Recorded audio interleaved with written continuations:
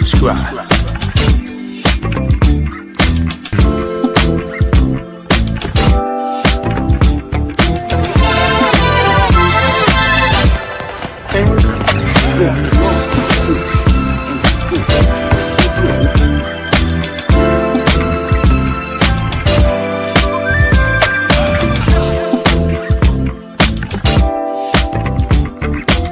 Subscribe to my guy, Uncle D. Tell him Big Bass sent you. Spurling. I'm an attorney here in Houston, Texas, an advocate for black men, largely because I am a black man. I'm a black father, I have black sons. Hey man, I do what I do.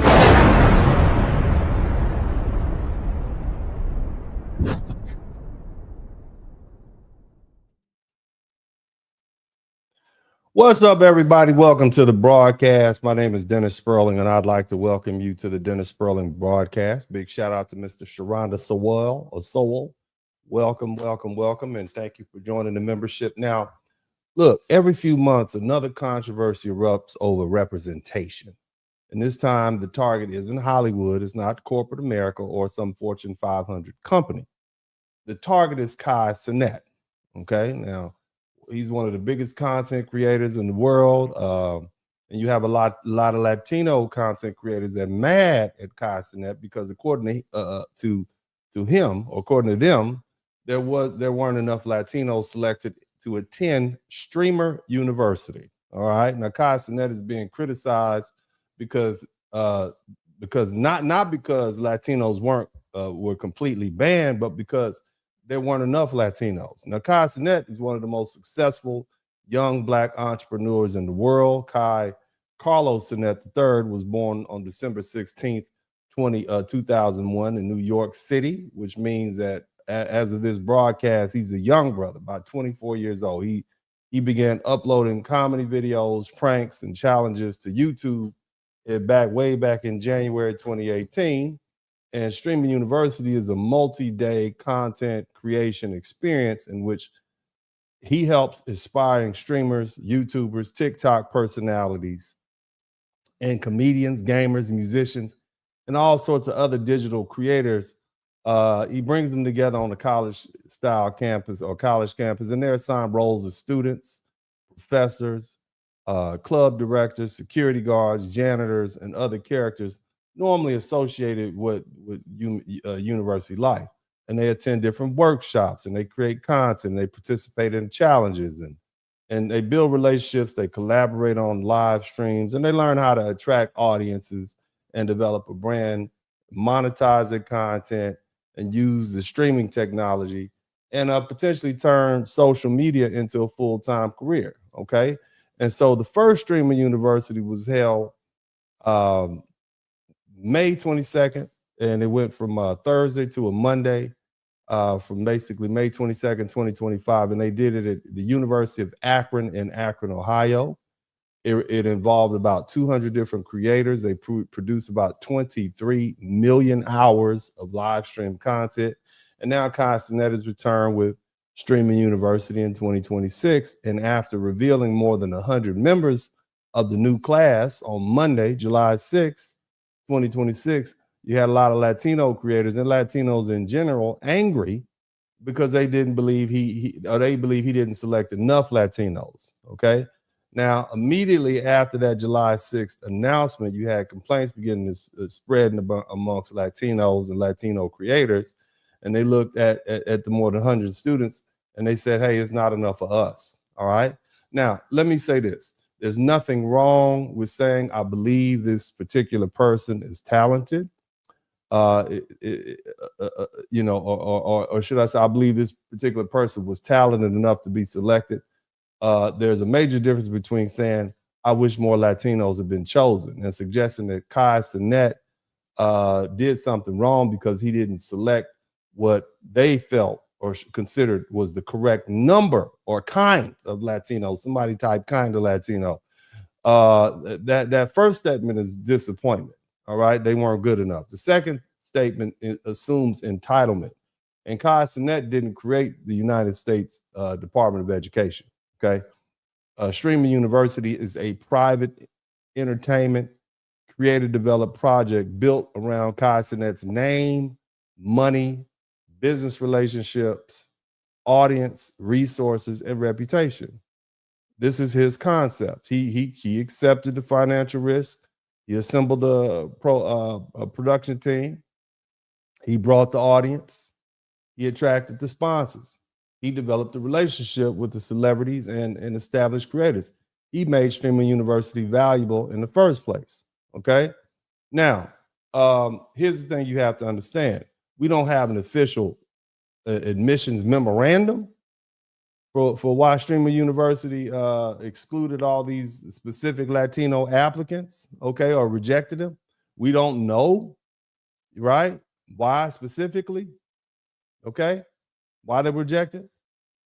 However, word on the street is because a lot of these Latino podcasters and streamers, they use the N-word in their streams a lot. Somebody type N-word in the chat room, okay? And so it would be foolish to pretend that a creator's old broadcast and racial language is divisive as the N-word, and their online reputation wouldn't be relevant to the selection process. Now, Mr. Cenat is admitting them into a program that is carrying his name.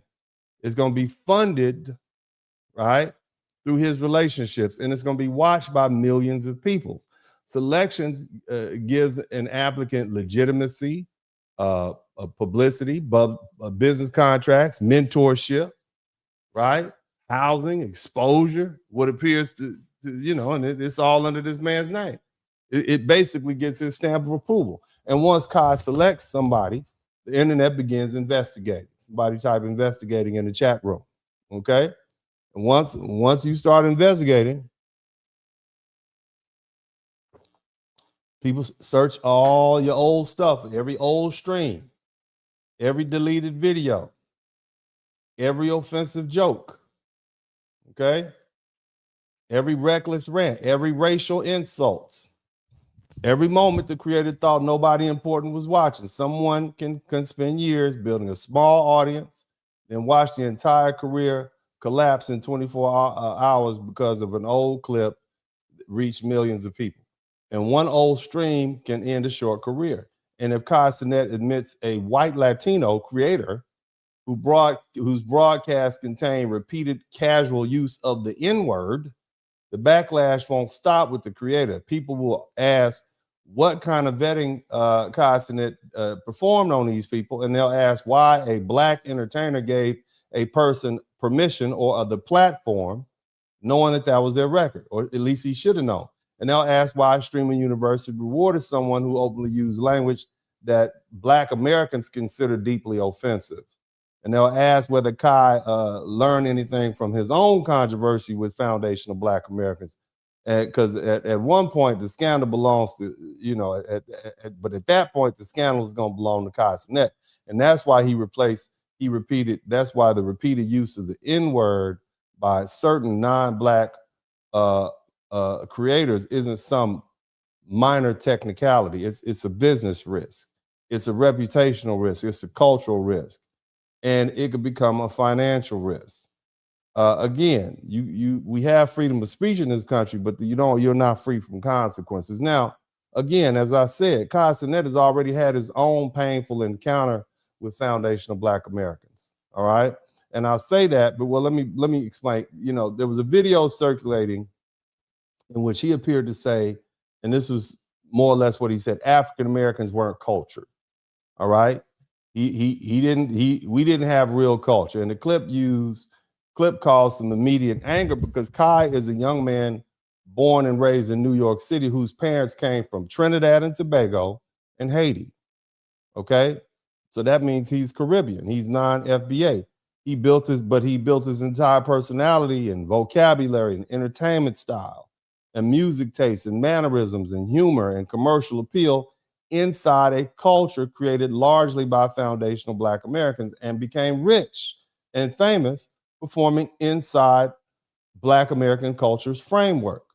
And he's someone standing inside the house we built, okay, when our clothes and our fashion inspired by Black Americans, speaking language popularized by Black Americans, earning millions from entertainment traditions created by Black Americans, and then turning around announcing that the builders had never constructed anything. And of course, as you can imagine, that didn't go over well. Somebody typed FBA in the chat room. Okay, it did not go over well at all. The clip circulated through Black social media, YouTube commentary channels, podcasts, Facebook groups, Reddit discussions, and other online spaces. They roasted the dude. Okay, they accused him of disrespecting Black Americans while simultaneously imitating and monetizing Black American culture.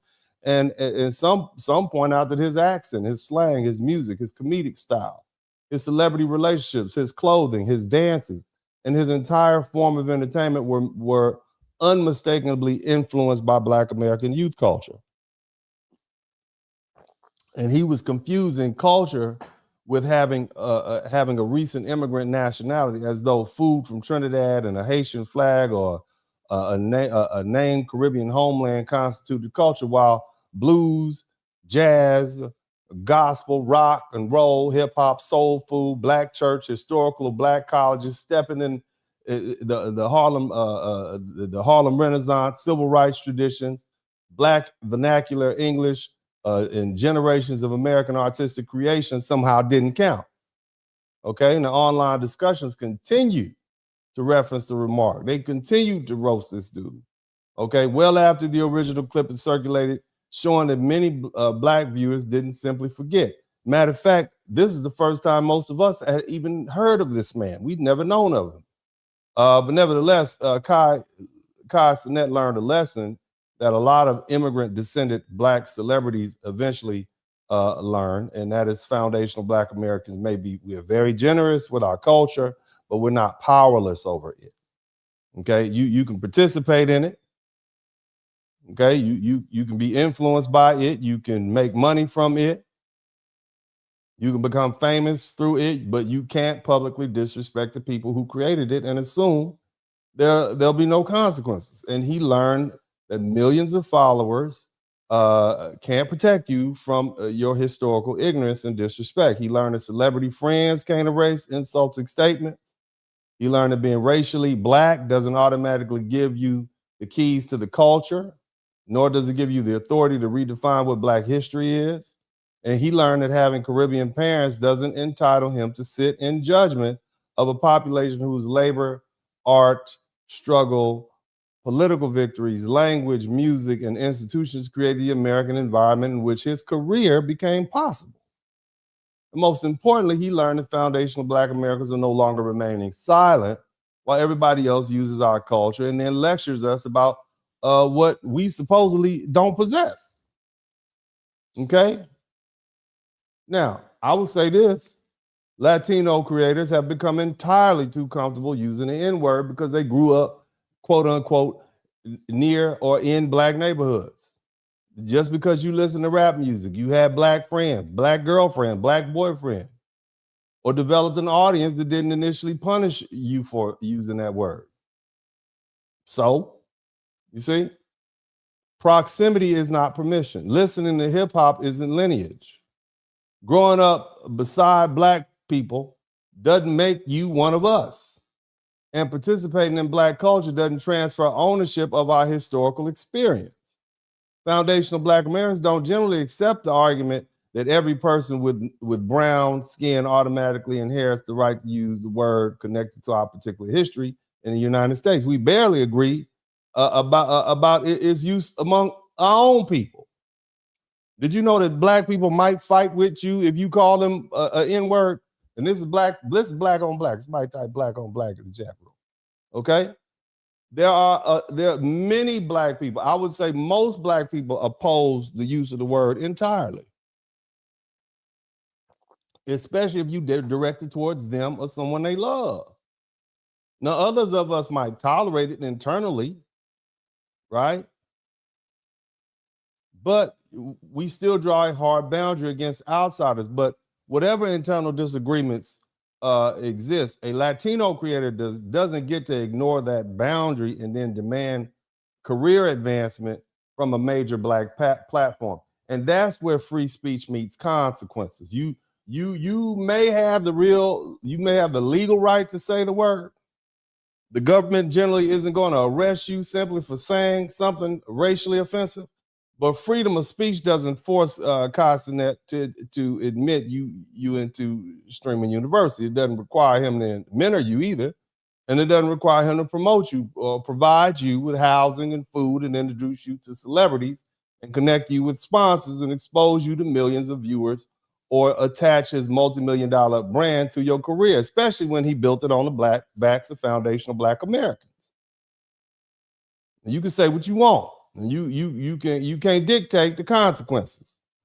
And see, this is the part some people refuse to accept. They want unrestricted access to Black American culture without any obligation to respect Black American boundaries.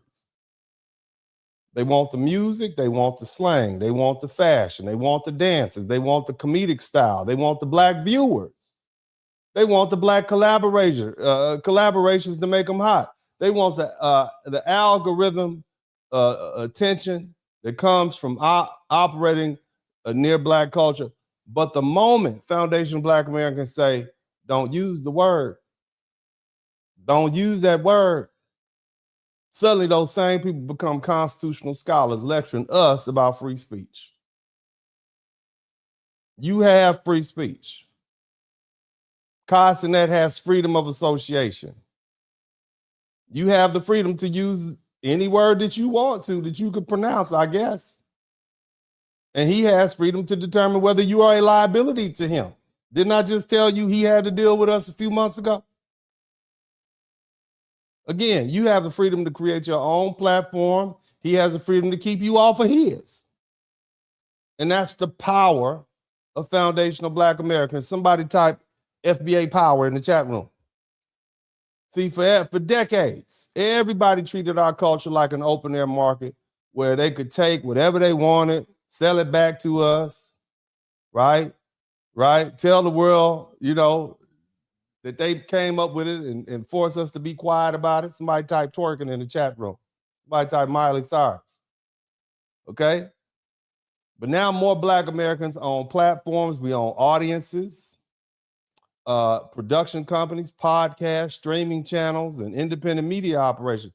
And that means we are increasingly, we increasingly possess not only the power to create culture, but also the power to decide who receives access to the economic opportunities flowing from it. Cenat is one of those gatekeepers now. He know better. Somebody type know better. Here's another thing that's overlooked. Where Cenat held the first streaming university, that's the University of Akron in Ohio. Okay? That American campus didn't become available to that young Black man simply because America woke up one morning and decided to be generous. Black Americans fought and marched and sued and protested and bled and forced this country, public institutions to open their doors. The University of Akron in Ohio it's a northern state Black university that the Black students attended in one of those institutions that they started at before the Civil War, a civil rights era. It didn't have a legally enforced whites only admissions policy. However, it needed some changes. Okay. Did you know that in between 1968 and 1969, at that very same university, Butchell Hall, Black students seized Butchell Hall. Black students organized for greater representation. They wanted Black faculty. They wanted a Black studies program. And in December 10, 1969, 6 members of the Black United Students occupied Butchell Hall and the university's main administration during what became known as the Butchell Hall takeover. And their demands included a meaningful Black studies program and increased Black student recruitment and more Black faculty and greater institutions to support Black students. See, before what they were doing, they would just bring up the Black athletes because they wanted to win some football games. Okay, and so they have a couple of Black students around, but they didn't have enough of them. It's just the Black athletes and a few here and there, a few other Black people. And so the students said, no, we're not going for that. So they sat and they protested. That was 1968, 69. In 1973, the university established a Black Cultural Center. one of the demands that had grown out of that activism in the 1960s. In 1985 through 1992, Black students again organized demonstrations over apartheid in South Africa and racial inequality on campus, showing that the struggle for equal treatment continued well beyond that formal admission.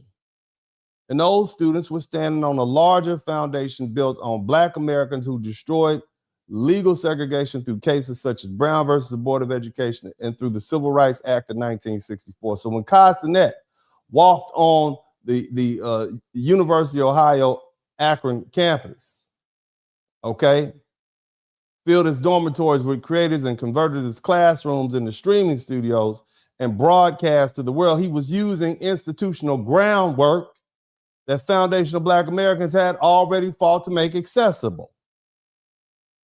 Cenat couldn't assume that a university in Haiti, where his parents are from, or Trinidad, where his other parents are from, or in Mexico, would hand over an entire campus with the same facilities and legal protections and technological infrastructure and corporate sponsorship and access to enormous Black American consumer market. He couldn't do that anywhere else. You understand? See, let me, because I have to tell it. I'm gonna tell the whole story. Somebody type whole story in the chat room. See, the reason the world even understands Cenat's language and style and music and humor and swagger and entertainment format is because he performs inside a cultural house built by foundational Black Americans. Much of what makes him marketable is Black American cultural expression worn as a public identity. That man is Caribbean. His parents are from Trinidad and Haiti. You see? You understand? He may call himself the dean, but the foundational Black Americans built the road to the university, opened the gates, shaped the culture, created the audience, and made the entire spectacle commercially possible before anybody demands more seats at Streamer University. They need to respect the people whose struggle made the university and the opportunity possible. Now, that being the case, I'd like to welcome you all again. I'd like me to reintroduce myself. Welcome back to the broadcast. This is Uncle D. I done got up on my high horse. I'm talking. Somebody type, he's talking today. I'm talking today. Now, I got a few videos I want to share with you all because I know y'all don't believe anything I say. So I'm just going to go ahead and put the videos up so y'all can see what I say is true. These people are upset. Somebody type upset in the chat room. You guys make sure that I can't believe these people are mad about this, man. And look, I have some interesting information that I'm going to share with y'all as to this whole thing. But yeah, so they mad at Cenat. And I know I got a bunch of people in here over 35 saying, who is Cenat? How do you spell Cenat? Much less who is he? Okay, I get that. Y'all don't know who he is. But bottom line is, this is the response. You guys check this out. Y'all hit the number 1 button, man.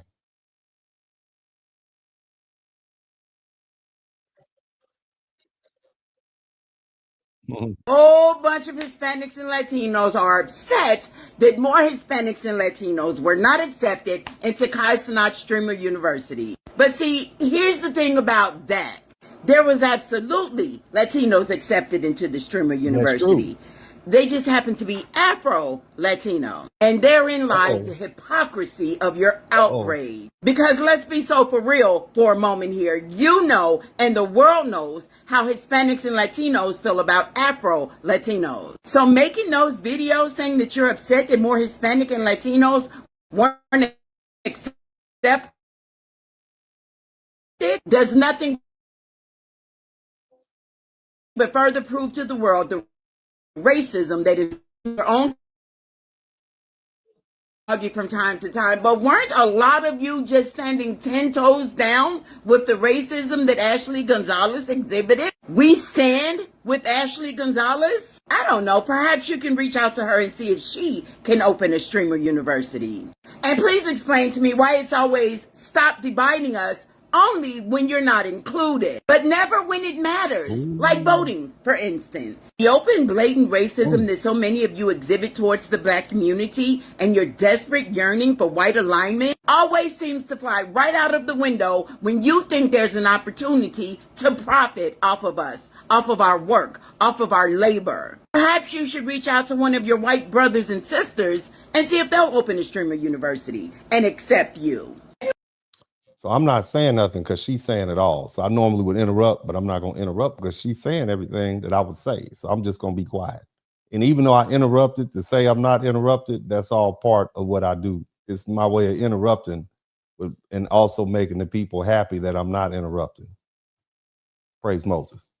Let me wrap this up by saying there absolutely have been Hispanics and Latinos accepted into the streamer university. You're just mad that it wasn't you. Maybe you should write a rap about it. Call it niggas be tripping, because we family friendly, know how you love that word. They do. See that? See how it all comes. Somebody type Ashley Gonzalez in the chat room. See that? You have freedom of speech, but you know, you're not free from consequences. So that lady said it all. She said a whole lot.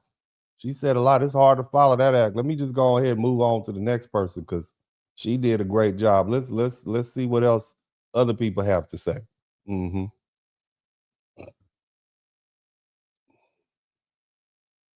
Latina, I'm truly disgusted on how y'all Latinas and Latinos are turning this whole streamer university shit into some racism shit. When is it gonna stop? He accepted over 20 Hispanics. So what the fuck are y'all talking about? It was only 120 people. And then the ones talking are the ones with the crazy digital footprint. Like, y'all just be on stream downplaying the Black community but want to be in a Black creator space.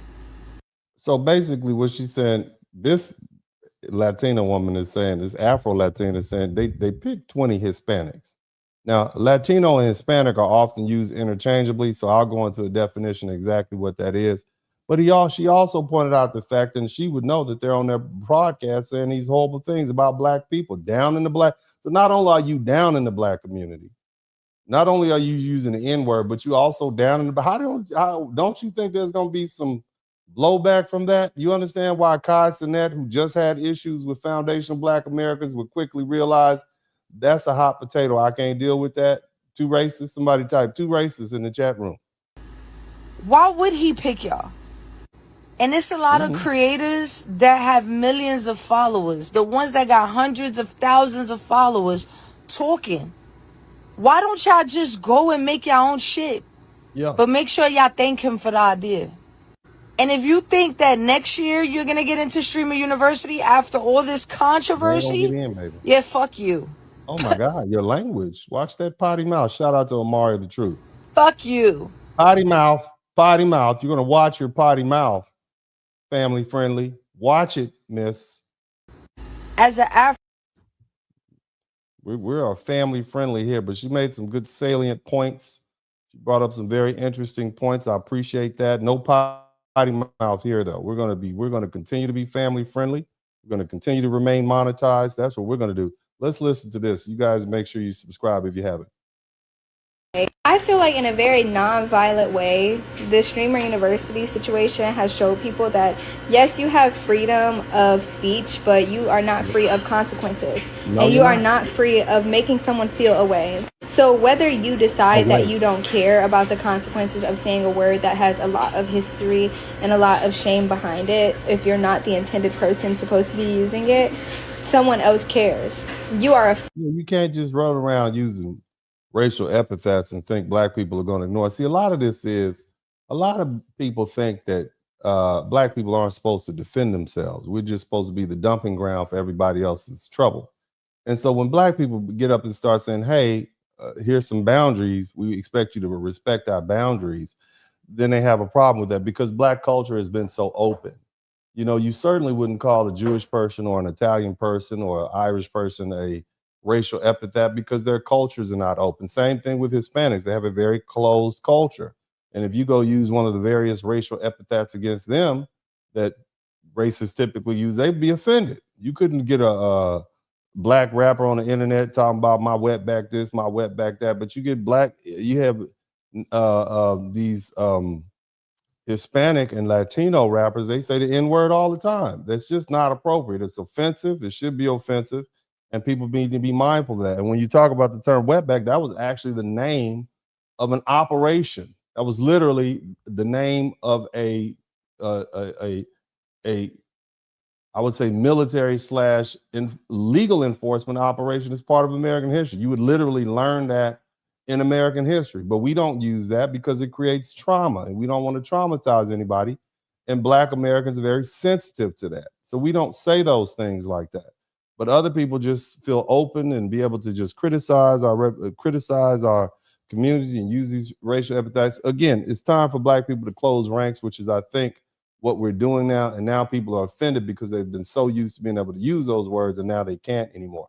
But let's keep listening. Offending someone else. Every time you walk out the house and you say that shit around a group of people, that you recognize that you could be offending someone and you deliberately do it and you deliberately do not care.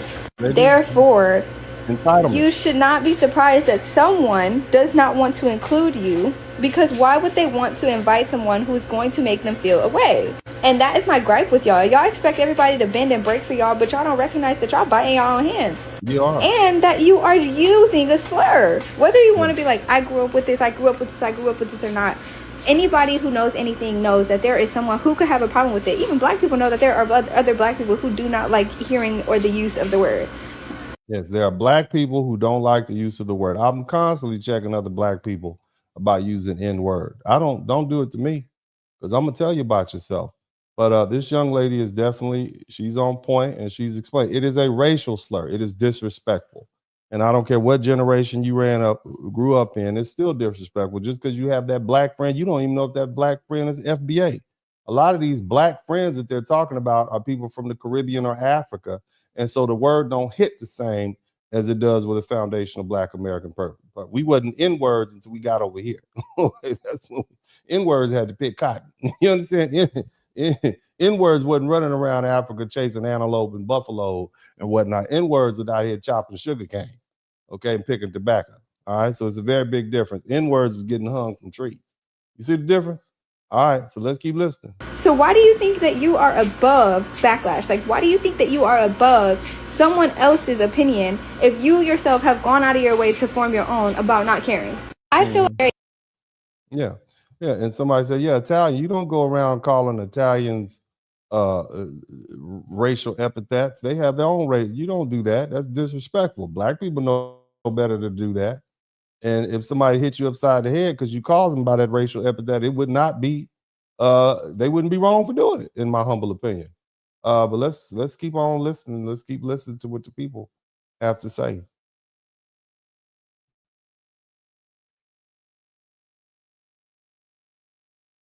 Complaining about Streamer University. Y'all did this same ass shit, lame ass shit last year. Why the fuck don't y'all just create your own system? At the end of the day, y'all are treating Streamer University like it's a system of power, like it's ran by the government, like y'all are being denied. They treating Streamer University like it's a welfare check, and they just supposed to be able to line up and get in line, and like somehow Cenat is being prejudiced against them because they don't have equal representation in the welfare check line. This is not for everybody. That's that man's private business. This is private money. That's on him. He can do what he want to do. From healthcare. Roy and Stefan to go ahead and start her own streaming university for you all if it's that serious. You want all Latino, do it like that. But you can't judge this man, especially, again, Cenat has already felt the proverbial hands of Black Americans. He has dealt with foundational Black Americans when he said we don't have any culture. The last thing he wants to do is empower some Latino person who's going to spew racist rhetoric and say the N-word every third word. And then he gets the blowback because he sanctioned them by bringing them through his quote unquote Streamer University. He don't want that smoke. He does not want it. Or y'all being denied from student loans, or y'all being denied from college. This is not a real fucking college.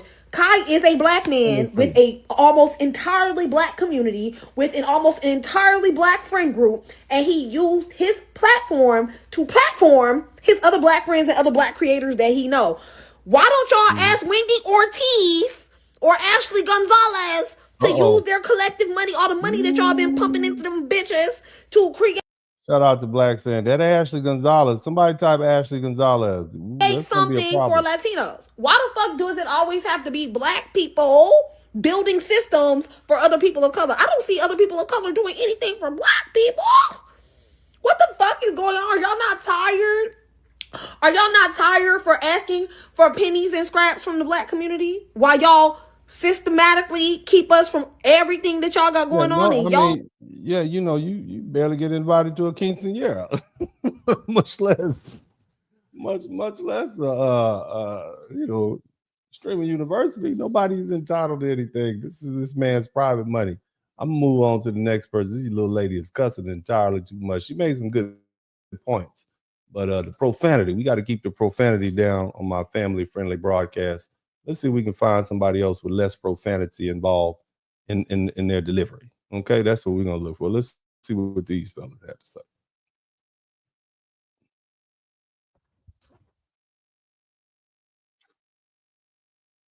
Streamers into Streamer University. Now, Cenat did accept some streamers from the Hispanic community.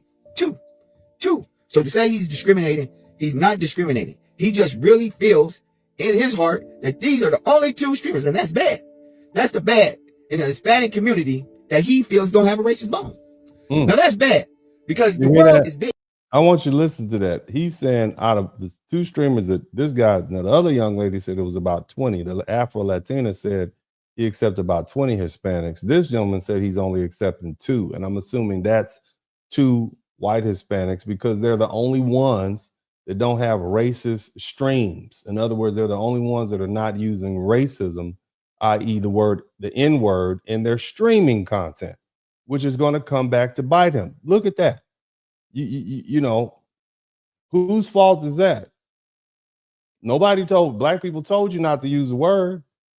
You might have a couple of Black friends who were cool with it, but these are consequences. These are the consequences associated with your freedom of speech. Okay, just because you have freedom of speech does not mean you are free from consequences. So again, out of all the thousands and thousands of Latino content creators, there was only 2 that Cenat saw that didn't use profanity or racial epithets. That is outstanding, and I don't mean that in a good way. Let's keep listening. Big, and there's a lot of Hispanic streamers. So yes, y'all really need to go look at y'all content on how y'all move. If you're being a culture vulture, if you're jacking, yeah, I think Cenat is not biting into that. If he see any similarities of you being a streamer and you're moving like a couple of them, when DDG caught a couple of them slipping, and you know how they try to get Ryan Garcia to be in with them and say, yeah, 100 gorillas, yes, this many Mexicans can fight 100 gorillas, but you knew what he was meaning. And Ryan Garcia looked at you like, and see, this is what they're talking about. And this is the same man that they have by the neck. And this is what I'm talking about, where yes, they want to be in Black spaces, but behind closed doors, they're doing this, the Black dissing, or they're jocking. They're jocking. They're doing the complexion, saying the words, and they know that gets clicks by saying the words, being the complexion it is. And yeah, they gotta accept what grave they dug. You understand? I don't understand why the Hispanics is getting upset. And then when they should just go ask Tekashi 69 to start this up, start his own university. Y'all claiming y'all want to start a university. I'm giving you an idea right now, right here. Here's the perfect man to be the face of y'all streaming university. Cannot make this up. His fan base is Latino and Hispanic community, the biggest of the Latino and Hispanic community. And shout out to Hazel and Arby. Thank you so much. He's international. He is international. But Tekashi 69, and you can see, he is a culture vulture. The biggest of the culture vultures is Tekashi 69. Very upset at us that we won't let him into the door. He says nigga a lot. A lot. He had the green light from the Black community to do what he do and say what he said at them times. But yeah, he went back in the Black space and he can't get back over here.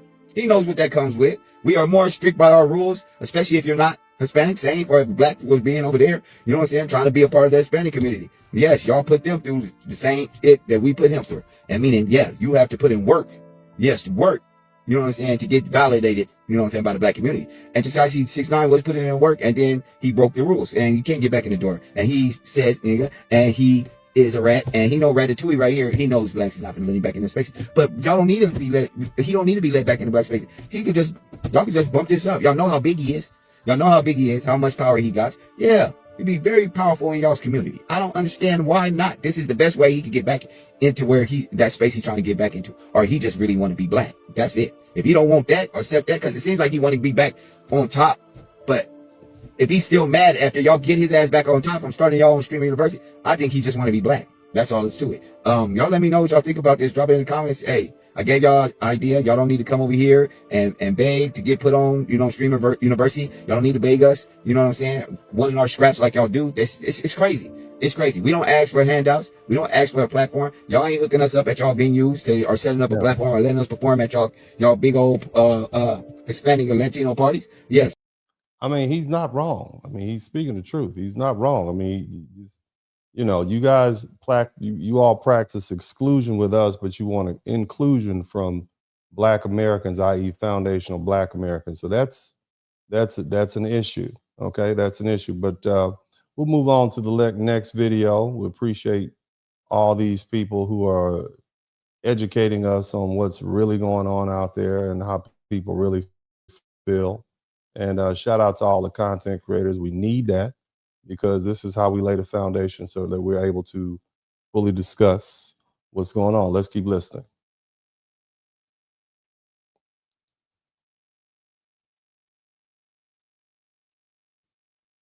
Videos that popping up in my FYP page because apparently Cenat decided not to invite a bunch of Hispanic streamers to his streamer university. And I'm gonna say this, man. For people who keep saying they got black fatigue, y'all keep trying to be around us. It's okay if a black person got black fatigue with some of these niggas because we got to be able to hold ourselves accountable.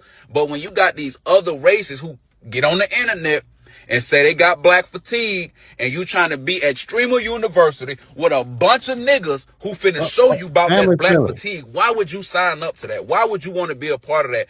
Why are you angry that y'all walk around this bitch saying nigga, using it in all the wrong ways? Sir, family friendly. This is why they keep using the word. Did you keep using it, sir? Can't keep saying that word like that. They're going to think they can use. That's the problem. Somebody typed the problem in the chat room. That's the problem. I'm going to let them keep going. And when black folks say they are offended by that, then you all act like we just told y'all, we just cussed out y'all mama or something. Y'all, oh, it's just a word, blah, blah, blah. And I'm going to keep saying this. It's not just a word. And y'all wonder why some people voted for Donald Trump because of shit like this. I've been black my whole life. And I'm sit here and tell you, man, black people, you really don't got allies. We do. And it sucks to say your allies really going to be the white folks. Just honest to God. The rest of these people, bro, they take the hatred part of the white folks, some of the Asian community, some of the Latino community, and then they base their whole personality around that. That's the craziest part. I got Hispanic friends and they'll tell you, yes, colorism runs rampant in the Latino community and racism against black folks runs rampant. The Hispanic streamers to his streamer. We know that colorism runs rampant. We know that. We know that they have issues and it's apparent when they come to the United States. But let's keep listening. My nigga, just make your own streamer university. Like I'm confused. Mm-hmm. Yeah, I'm not confused. That they need infrastructure for that. They don't have. Again, I went here and explained to you all how black people, dealt with this very same University of Akron, and it's the footsteps or the footprints that Shania, Mr. Cenat is able to occupy that allows him to even do that. Let's listen to some more videos. You guys make sure you subscribe to the channel if you haven't already.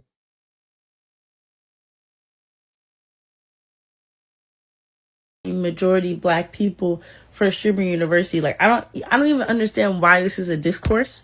And I have a question, and be honest with yourself. If roles were reversed and a Hispanic person was in charge of picking streamers for streamer university, how many Hispanics would you guys would have chosen versus how many black or any other race would you have chosen? Subconsciously, I fear you guys would have picked more Hispanics, just like how Kai's black. So subconsciously, he picked more black people. I don't understand the issue. Y'all are sitting here acting as if he only picked black people. He picked multiple races. It wasn't all black. It was just majority black.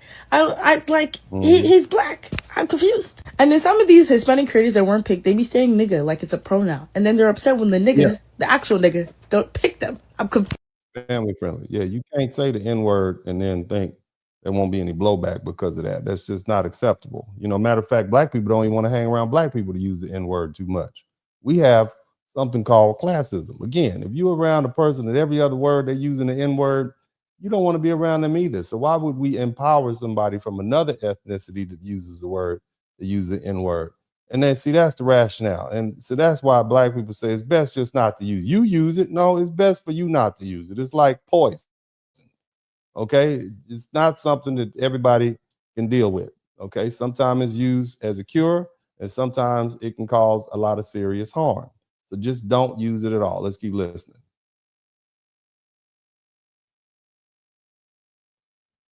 Common sense approach. Now, I just recently watched this video of this Latino lady explaining to other Latinos the reason why a lot of them probably wasn't picked to be a part of Cenat Streaming University, those who are streamers. And she had a couple reasons why. Now, the first one was that a lot of you, when Black Americans asked you to stop using the N-word, you continue to do so, saying that you can say whatever you want.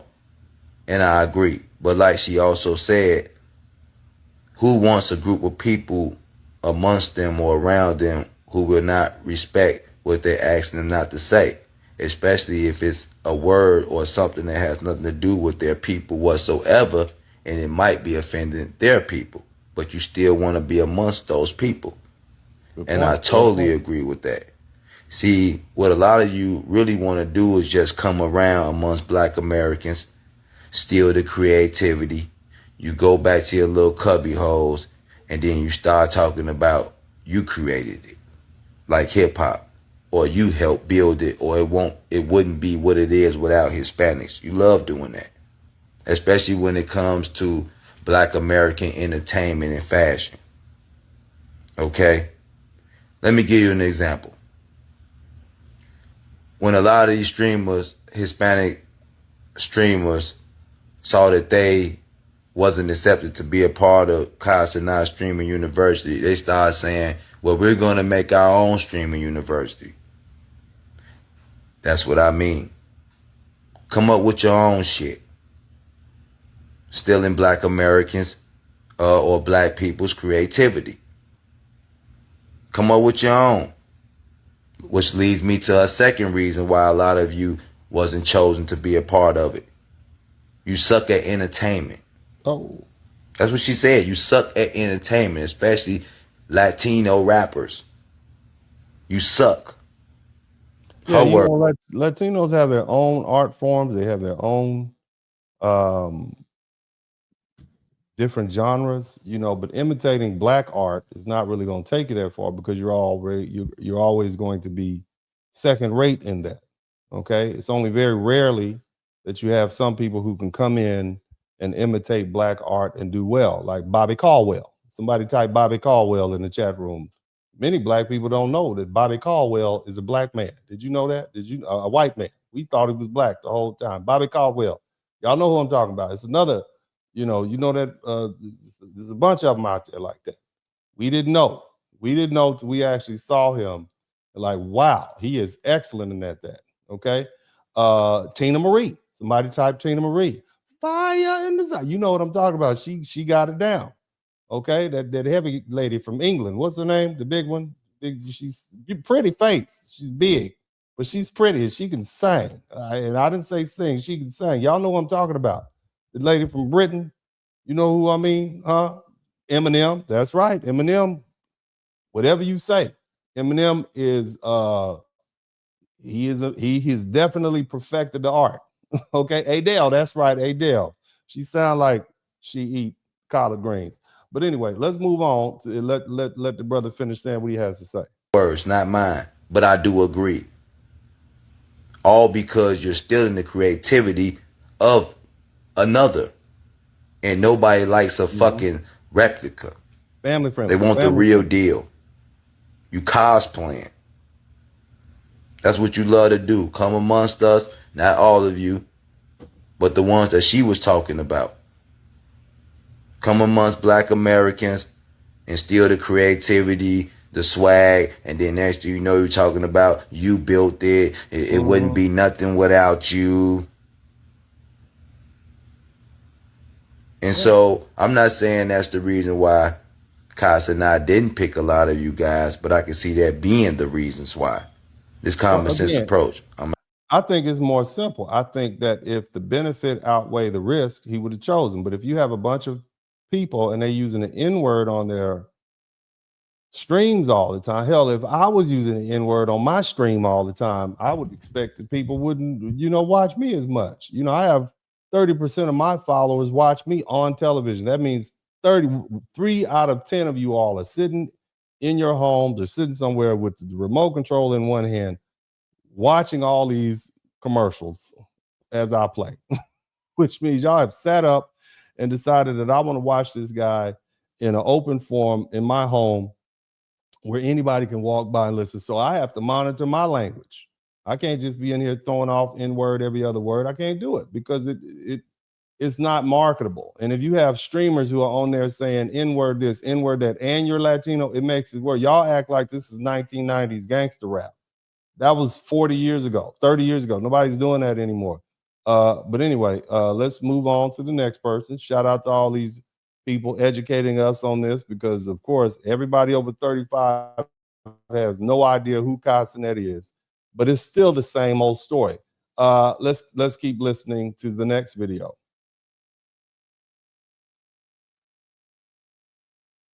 Story had Kai even been Black American. He's not even Black American. Okay, but they're saying Black people this, Black people that. This is their own people, literally. This is their own people. But why do you feel entitled knowing you come from places that are wildly anti-Black? Now, I find it interesting. This young lady says something that I noted recently in a broadcast when I say that oftentimes Black immigrants identify more with other immigrants because they see the world through the immigrant gaze. They identify as immigrants more as first as opposed to Black first. And that's why this young lady has uniquely pointed out, these are your people. These are your people. In other words, he belongs to you. Shout out to William Lynch. Now, that name may not be certain in all cases, but this lady is speaking about her experience. So let's continue listening. Black. It just, didn't you just have fatigue like 2 seconds ago? Cenat is a Caribbean American. Y'all already don't consider Haitian people Afro-Latinos, even though they are. Y'all already don't consider Haitian people Latinos, even though they are. So yeah, Haitians are Latino. I'm gonna break that down. Did y'all know that Haitians were Latino?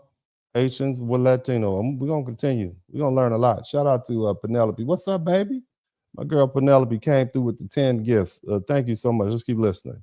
this whole discourse about Streamer University not accepting Hispanics and Latinos, actually, there are a lot of us, a lot of Afro-Latinos there. Y'all just don't really acknowledge that. And how come nobody's calling out Kai's ethnicity all of a sudden? Why is everybody for him now?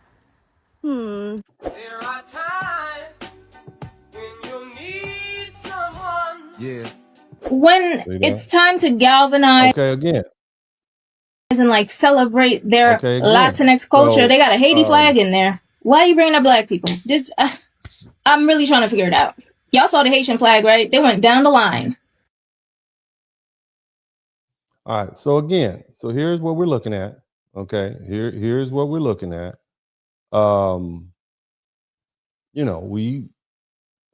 This is really none of our business, but we got groups from the Caribbean and and the Latin community. Going at it. Okay. And so the Latino community is treating this young Caribbean man like he's Black. So he gets thrown into, it's the Black people's fault category. And this is why Black people tell Caribbeans and Africans when they come to this country, they got to put the flags down because they're not seen as their individual country. Here in the United States, people are separated out by race. That's just how we do it. You might not like it, but it is what it is. And so now we have to pick up the flag for this quote unquote Black man who is being quote unquote racist towards Latino people. This is what this looks like. But she also pointed out the fact that he did bring in Latinos. They were Afro-Latinos. All right. So, and that's another insidious term that we have to explain, because oftentimes, and this is based on research and what I'm seeing, a lot of Latinos don't see Afro-Latinos as Latino. They see them as black or whatever other word they call them. But let's keep listening.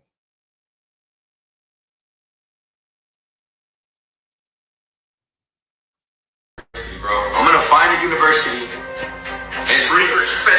and I'm just gonna put up Mexican streamers, Hispanic content creators, and just call it Streamara Universitaria. Yeah, he thought that shit was actually a flex. You're gonna steal an idea from a black person, and then once again, you see what's the difference between black people and everybody else? He said, I'm gonna make a streaming university and put just Mexicans and Hispanic. There's Hispanics, there's white people, there's black people in streaming university. That's the difference. Once again, you told on yourself without even realizing it. That's the difference. Yeah, feel free. So again, they're going to go back to practicing exclusion, which is not something that they haven't been doing. You see what I'm saying? So they practice exclusion, we practice inclusion, and when they don't deem our inclusion has been sufficient, they want to punish us by continuing practicing exclusion, which they've done the whole time. But it also goes to let you know that they feel entitled, and it's not just Latinos or one group or the other. I mean, literally, you have black people who are saying, "Hey, we're going to boycott the Asian community," and you got Asians in an uproar on the internet saying crazy things about black people. But I have yet to see a whole lot of Asian folk in any soul food restaurants. I just want to point that out. So it would seem as though you all practice exclusion, but the minute we say we're going to practice exclusion, all hell breaks loose. Very interesting story.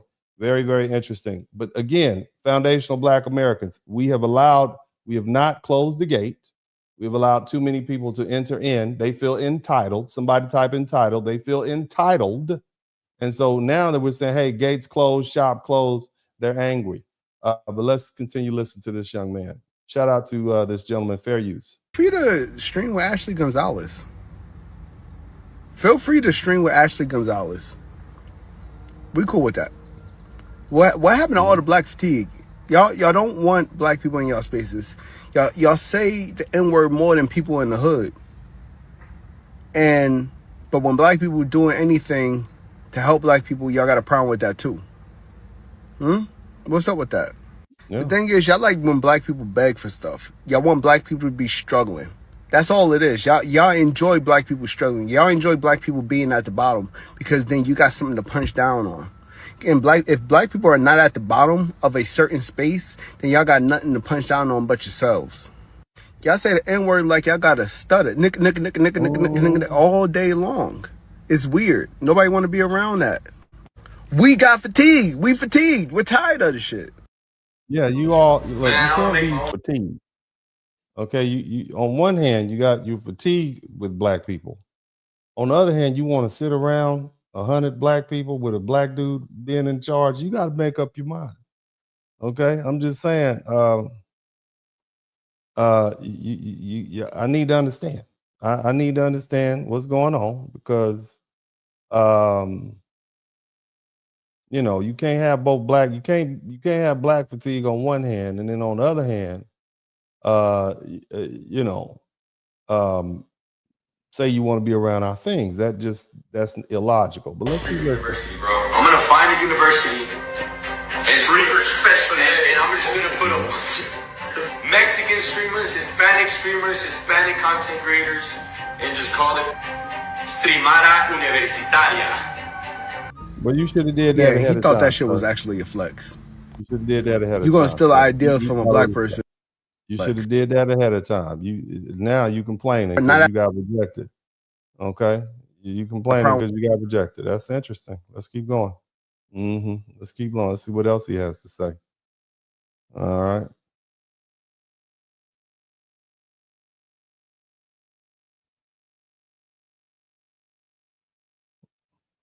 Okay. Looks like that video is out of here. All right. So again, you see the saga continues. You have people with varying responses to this very interesting topic. I want to let this this gentleman play. You guys make sure you like, share, and subscribe if you haven't already.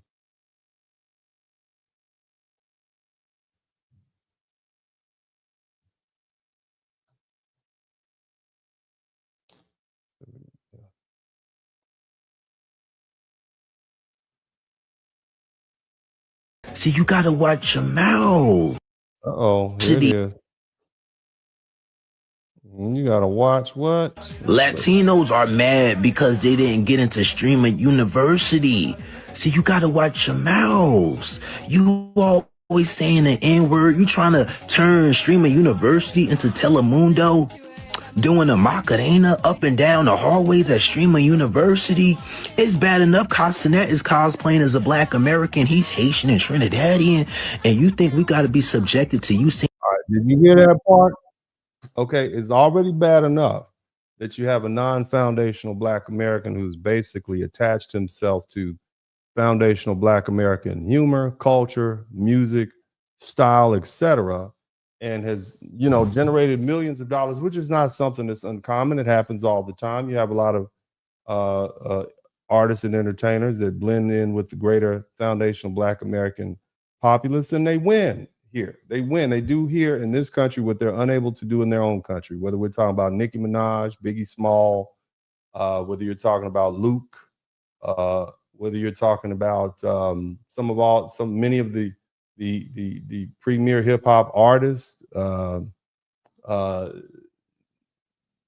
even as far back as Little Kim, who's Jamaican.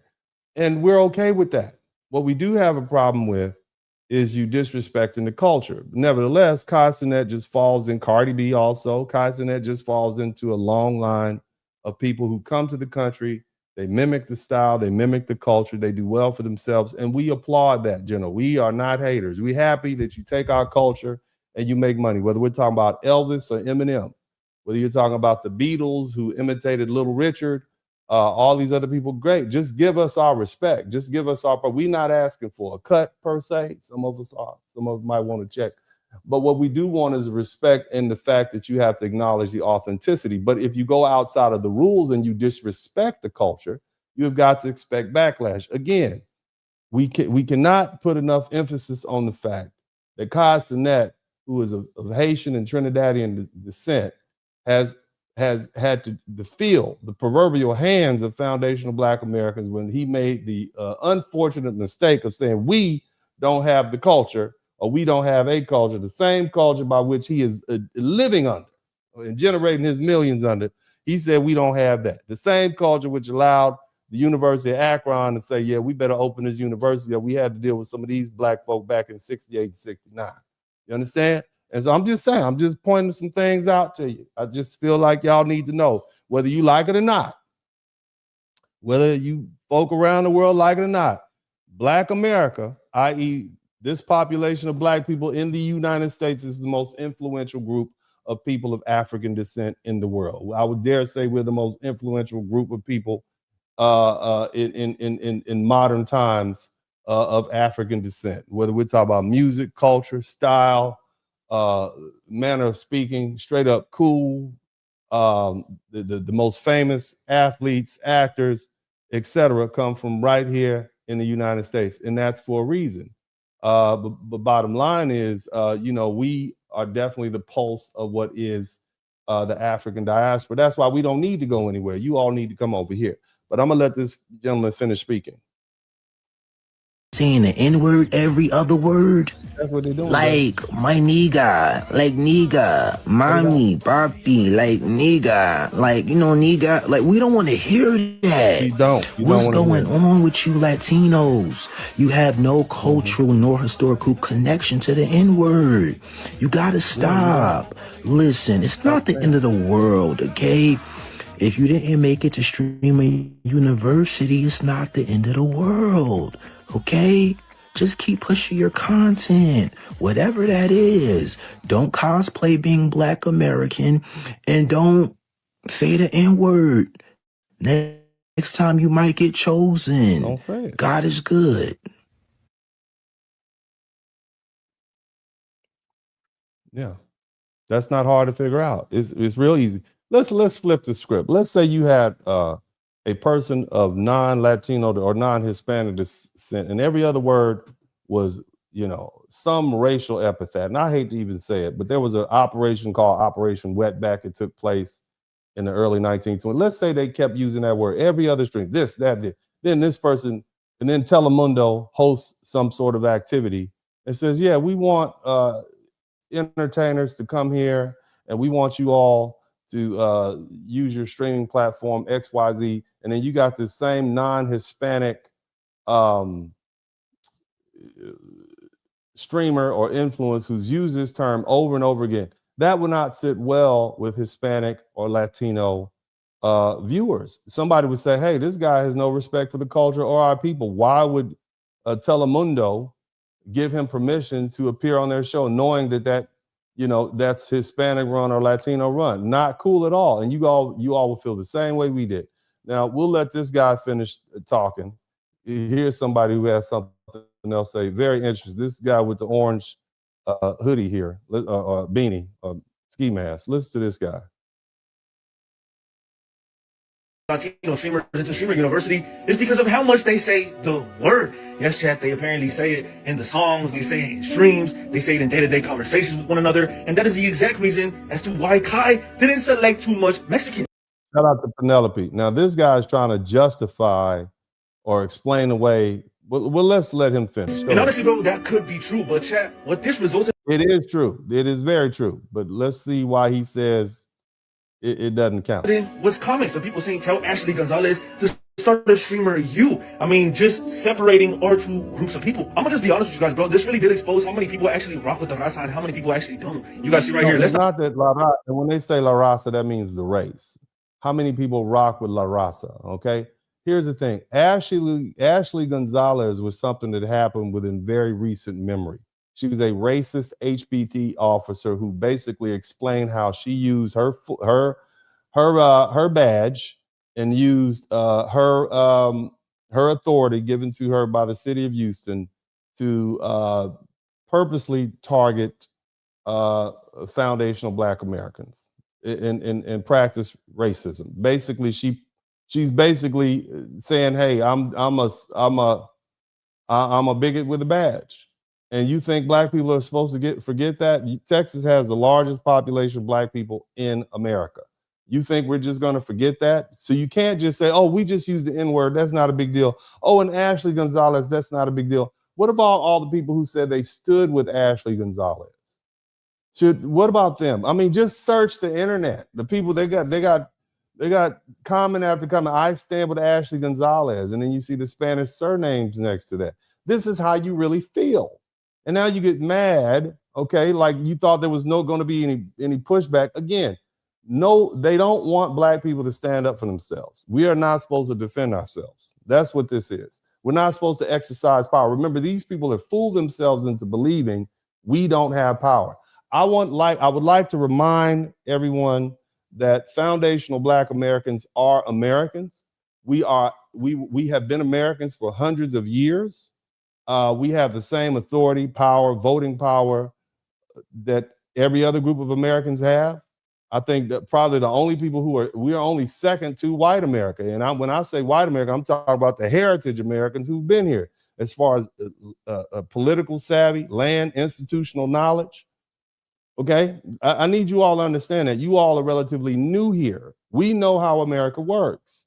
And so, just to dismiss that and just totally disrespect the whole indigenous or ethnic group to the United States is always going to be a problem. You're always going to get blowback. Again, you have freedom of speech, but you are not free from consequences. Let's let this guy with the Elmo beanie keep talking. Let's not forget the overwhelming support of Ashley Gonzalez. Make it make sense. Chat, I just want to know something though. Which influencer was out here supporting Ashley Gonzalez? I haven't seen not even one even make. Okay, influencers, we're talking about the population at large, sir. We're talking Just look at all the people who say, I stand with Ashley Gonzalez. Just Google it. Okay, so it's not, it would be difficult if it was just one or two influence. We're talking about the Hispanic population at large. And I'm not saying all Hispanics are racist. I'm not saying that. That's not what I'm saying. But I'm pointing out that this is what black people saw, group to group. Black people say, oh, this is what you stand with? Because see, if it was a black dude out there talking about, I can't stand these WBs, blah, blah, blah, I can't wait to put him in jail, we would check him on that, because that's not what we do. First of all, we would say, where is this dude from? He can't be FBA talking like that. And then somebody would talk to him and say, hey, that's not what we do. Same thing if we had some white cop, a black cop talking about how he can't wait to put some white boys in jail or this, that, and the other. We would check him on that. That's not what everybody would check him on. That's not what we do. Okay, we might not get along.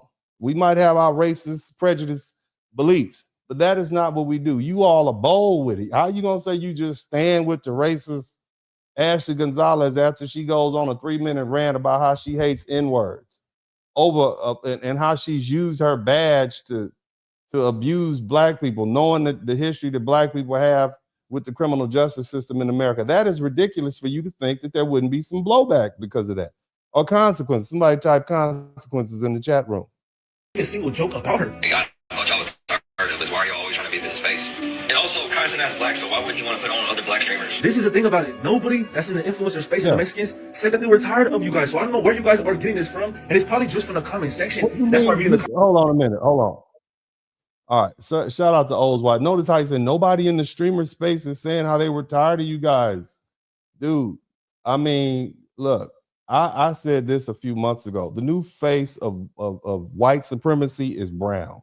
Okay, I'm just and look, it's actually an old face. Okay, because you know the brown people were here with the Spanish. They came, and the Spanish were the ones that discovered the United States. So again, there's no excuse for this crap, man. We wouldn't take it from white folks. So what makes you think we would take it from Latinos or any other ethnic group? That is ridiculous for these people to expect that there would be no blowback for the constant use of the N-word on the internet when you're non-black. Again, we don't even like black people using the N-word. We don't even like black people using that. Okay, we don't. It's a derogatory term.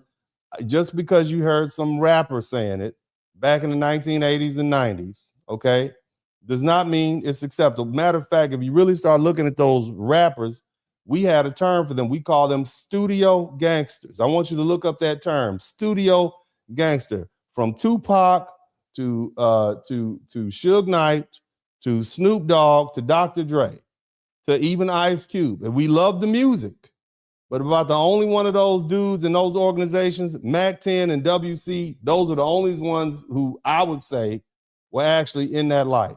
You understand what I'm saying? And King T, somebody you all who don't even know. Even the venerable Ice-T was more of a player and not a gangster. You understand what I'm saying?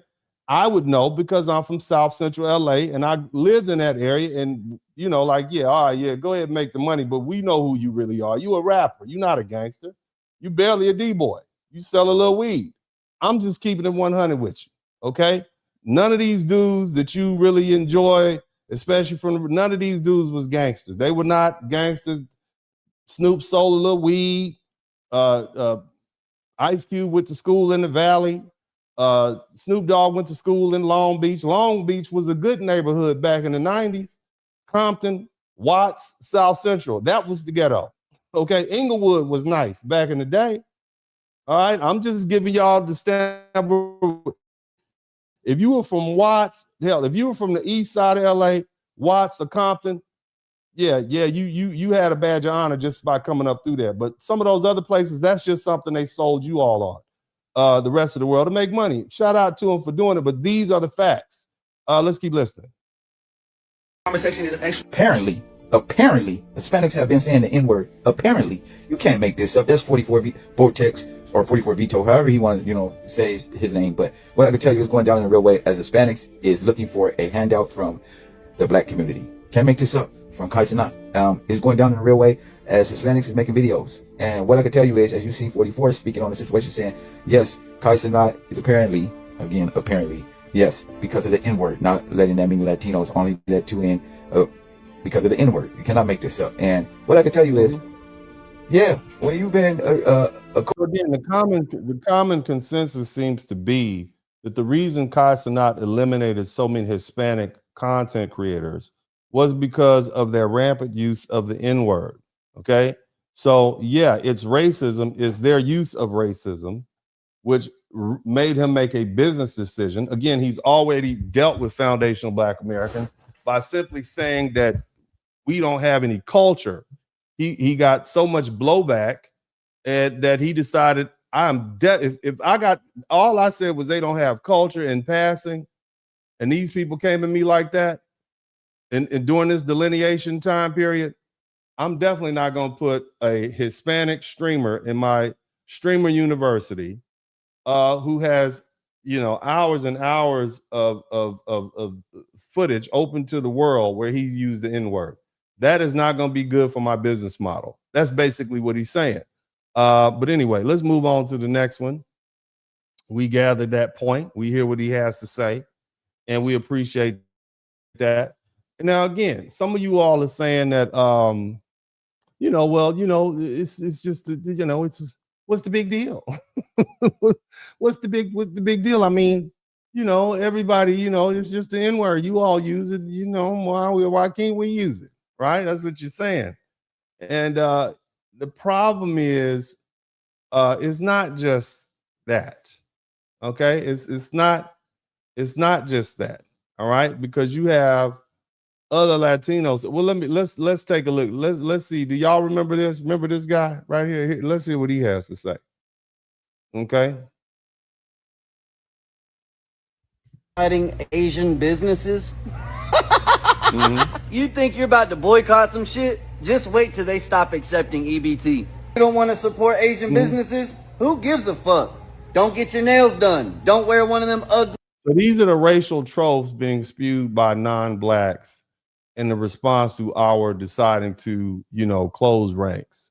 And this gentleman, you know, I mean, he might as well just be the typical bigot, just saying these horrible things about Black people. You know, EBT cars, Mike, what did he say? Michael Jordan shoes, fried chicken. What else? You see? And throw that PS5 in the fucking trash can. It's crazy to me to see the links that the Black community will go to prove their point that they're fucking mad and they need justice when a Black kid dies at the hands of someone of a different color. But nobody says shit when a Black kid kills another Black kid. The leading cause of death for Black kids in America is homicide by firearms. 90% of those homicides were done by other Black kids. First thing, okay, so first of all, crime is related to proximity. That's the first thing you have to understand. So he really thinks he's doing something with this. But again, this is the racial rhetoric that we hear. Hey, you guys want to boycott? You need to focus on black crime. Hey, you guys have a obesity problem in Black. You need to focus on black crime.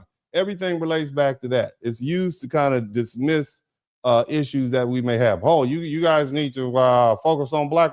Well, your grass is too long. You got weeds in your yard. Yeah, you need to focus on black crime.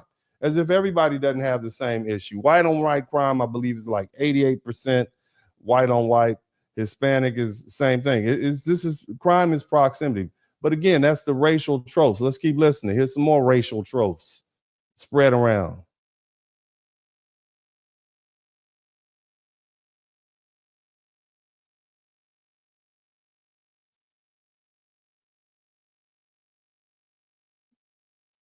I want you to hear what she's saying. I want you to hear what she's saying about Black people, as if we forgot, because it didn't start with Ashley Gonzalez.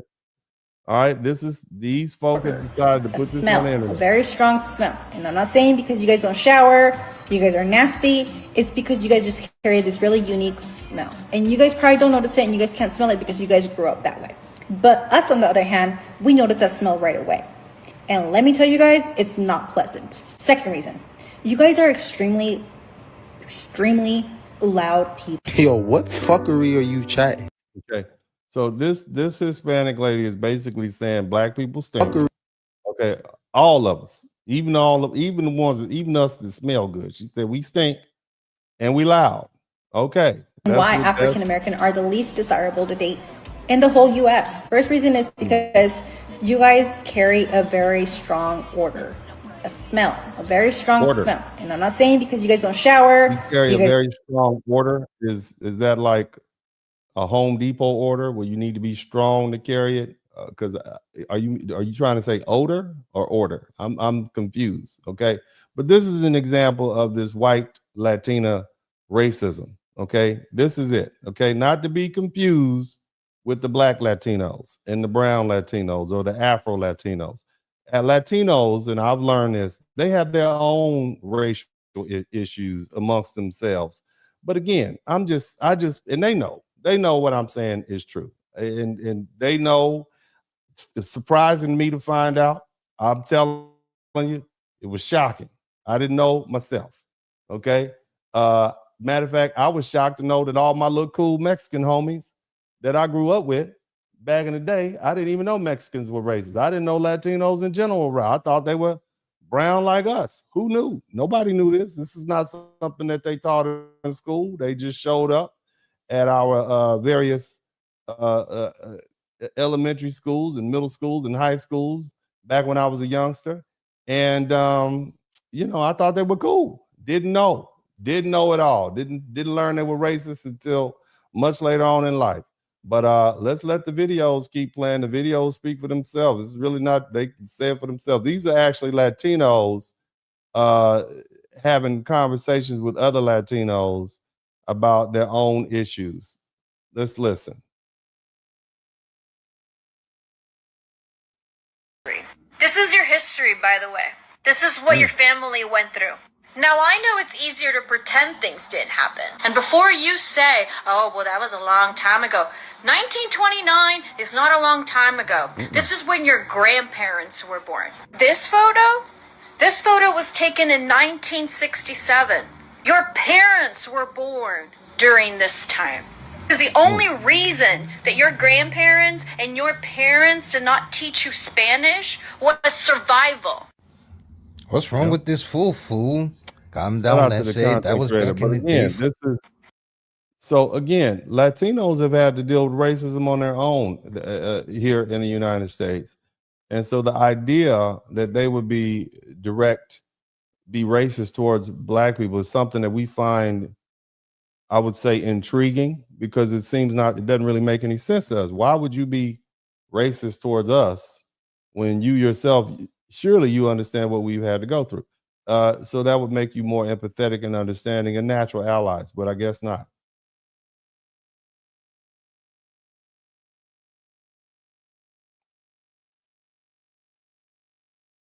Community, we need to have a chit chat. If you haven't seen, go watch that video of Ashley Gonzalez, the police officer who decided to go on Snapchat and post an entirely racist rant using slurs and being a racist piece of crap towards the Black community. And the one thing that I noticed a lot in a lot of these videos in this matter was a lot of us commenting, not all of us.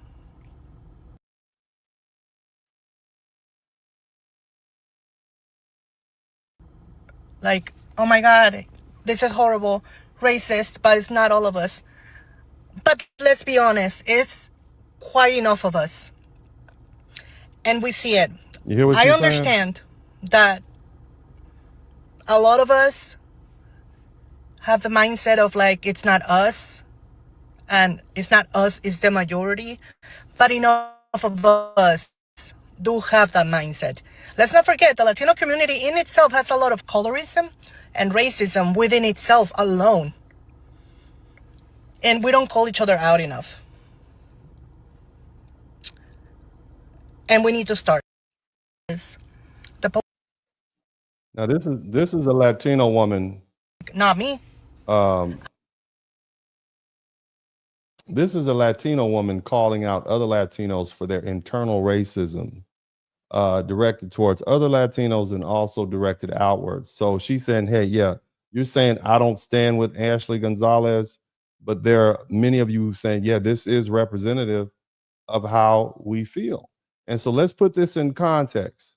When you have white Latinos complaining about uh, Kai Cenat and him not having enough white Latinos in the Streamer University entry class, right? How can you complain when you are racist towards black people? This is run by a black man. And whether he's Haitian or Trinidadian, he's still a black man. So you still harbor these same racial feelings and animosity towards him. So why would you want to be associated with someone who you have directed prejudice and bigotry towards? Just think about that. And why would he want you to be associated with him when you openly have stated on your stream you use the N-word, which is a telltale sign that you harbor these racial beliefs? Think about that. Let's keep letting this lady. I didn't say the word though. Instead of going like, damn, I am very worried for the victims, the black people that this woman has ever arrested, because she abused her power. There's no doubt in my mind that she probably arrested some people just because they were black. No doubt in her mind. And I appreciate the honesty. And pretty much most black people would say, yeah, that sounds about white to us. That sounds about right to us. It sounds like something that a cop would do. And it's just shocking that it is now coming the package of a Latina, which is something that, we just find outrageous. Listen to this, and we'll move on to another video afterwards. You guys make sure you subscribe if you haven't already. Blackness is absent in Latin America, but because a lot of Latin American countries built their national identities by pushing blackness away. Brazil and the DR are two really good examples of this. Different histories, different languages, but the same pattern. Both countries filter racial identity through a long list of labels that sit somewhere in between black and white. Mestizo, moreno, pardo, índio. With all these labels, the message ends up being that there's always a better label that's not black. And those ideas didn't come out of nowhere. In Brazil, after 300 years of slavery, the country promoted the idea that their racial mixing was proof that racism was not a problem anymore. Ironically, at the same time, Brazil also promoted whitening, encouraging European white immigration and promoting mixture as a way to dilute the country's blackness. In the DR, national identity was built around opposition to Haiti. So blackness was built around something over. What you gather from this statement is that this young lady is saying that in Latin countries, Latin American countries, racism is institutional and cultural. Okay. So it's not just, somebody using a racial epithet, directing it towards you. They're saying, no, this is institutional. This is how the society is structured. And so when you have a situation like that, it's going to be very nearly impossible to find a Latin podcaster who's not subject to that cultural institutional brainwashing that they receive. Okay. Again, somebody type black fatigue. You have black fatigue, yet you want to be on this black man Streamer University. I just want you to just picture that. Okay. You have black fatigue, but you want to watch black people. You want to watch them perform, and you want to watch them play football and basketball, and you want to participate in their events, but you want black fatigue. What does that say about you? Okay, what does it say about the people that you say you despise so much that you want them removed, but you still want to be around them? That's crazy to me. If I despise somebody, I don't want to be around them. If I have fatigue, I don't want to be around those people. So what does that say about you? It says a lot. It says I guess you're lying to yourself, you're delusional. Who knows? But it's weird. All the black people in the chat room type weird. Shout out to my man, the International Storm. It's very weird, and it's confusing to black people. Keep that same black fatigue energy when it comes to, Streamer University and any other event that we have going on, whether we're talking about black music or whatever. Keep that same energy. It's crazy. This is just insane to black people. We we don't understand. Okay. I'm gonna let this gentleman cook, and we'll be back again in a minute.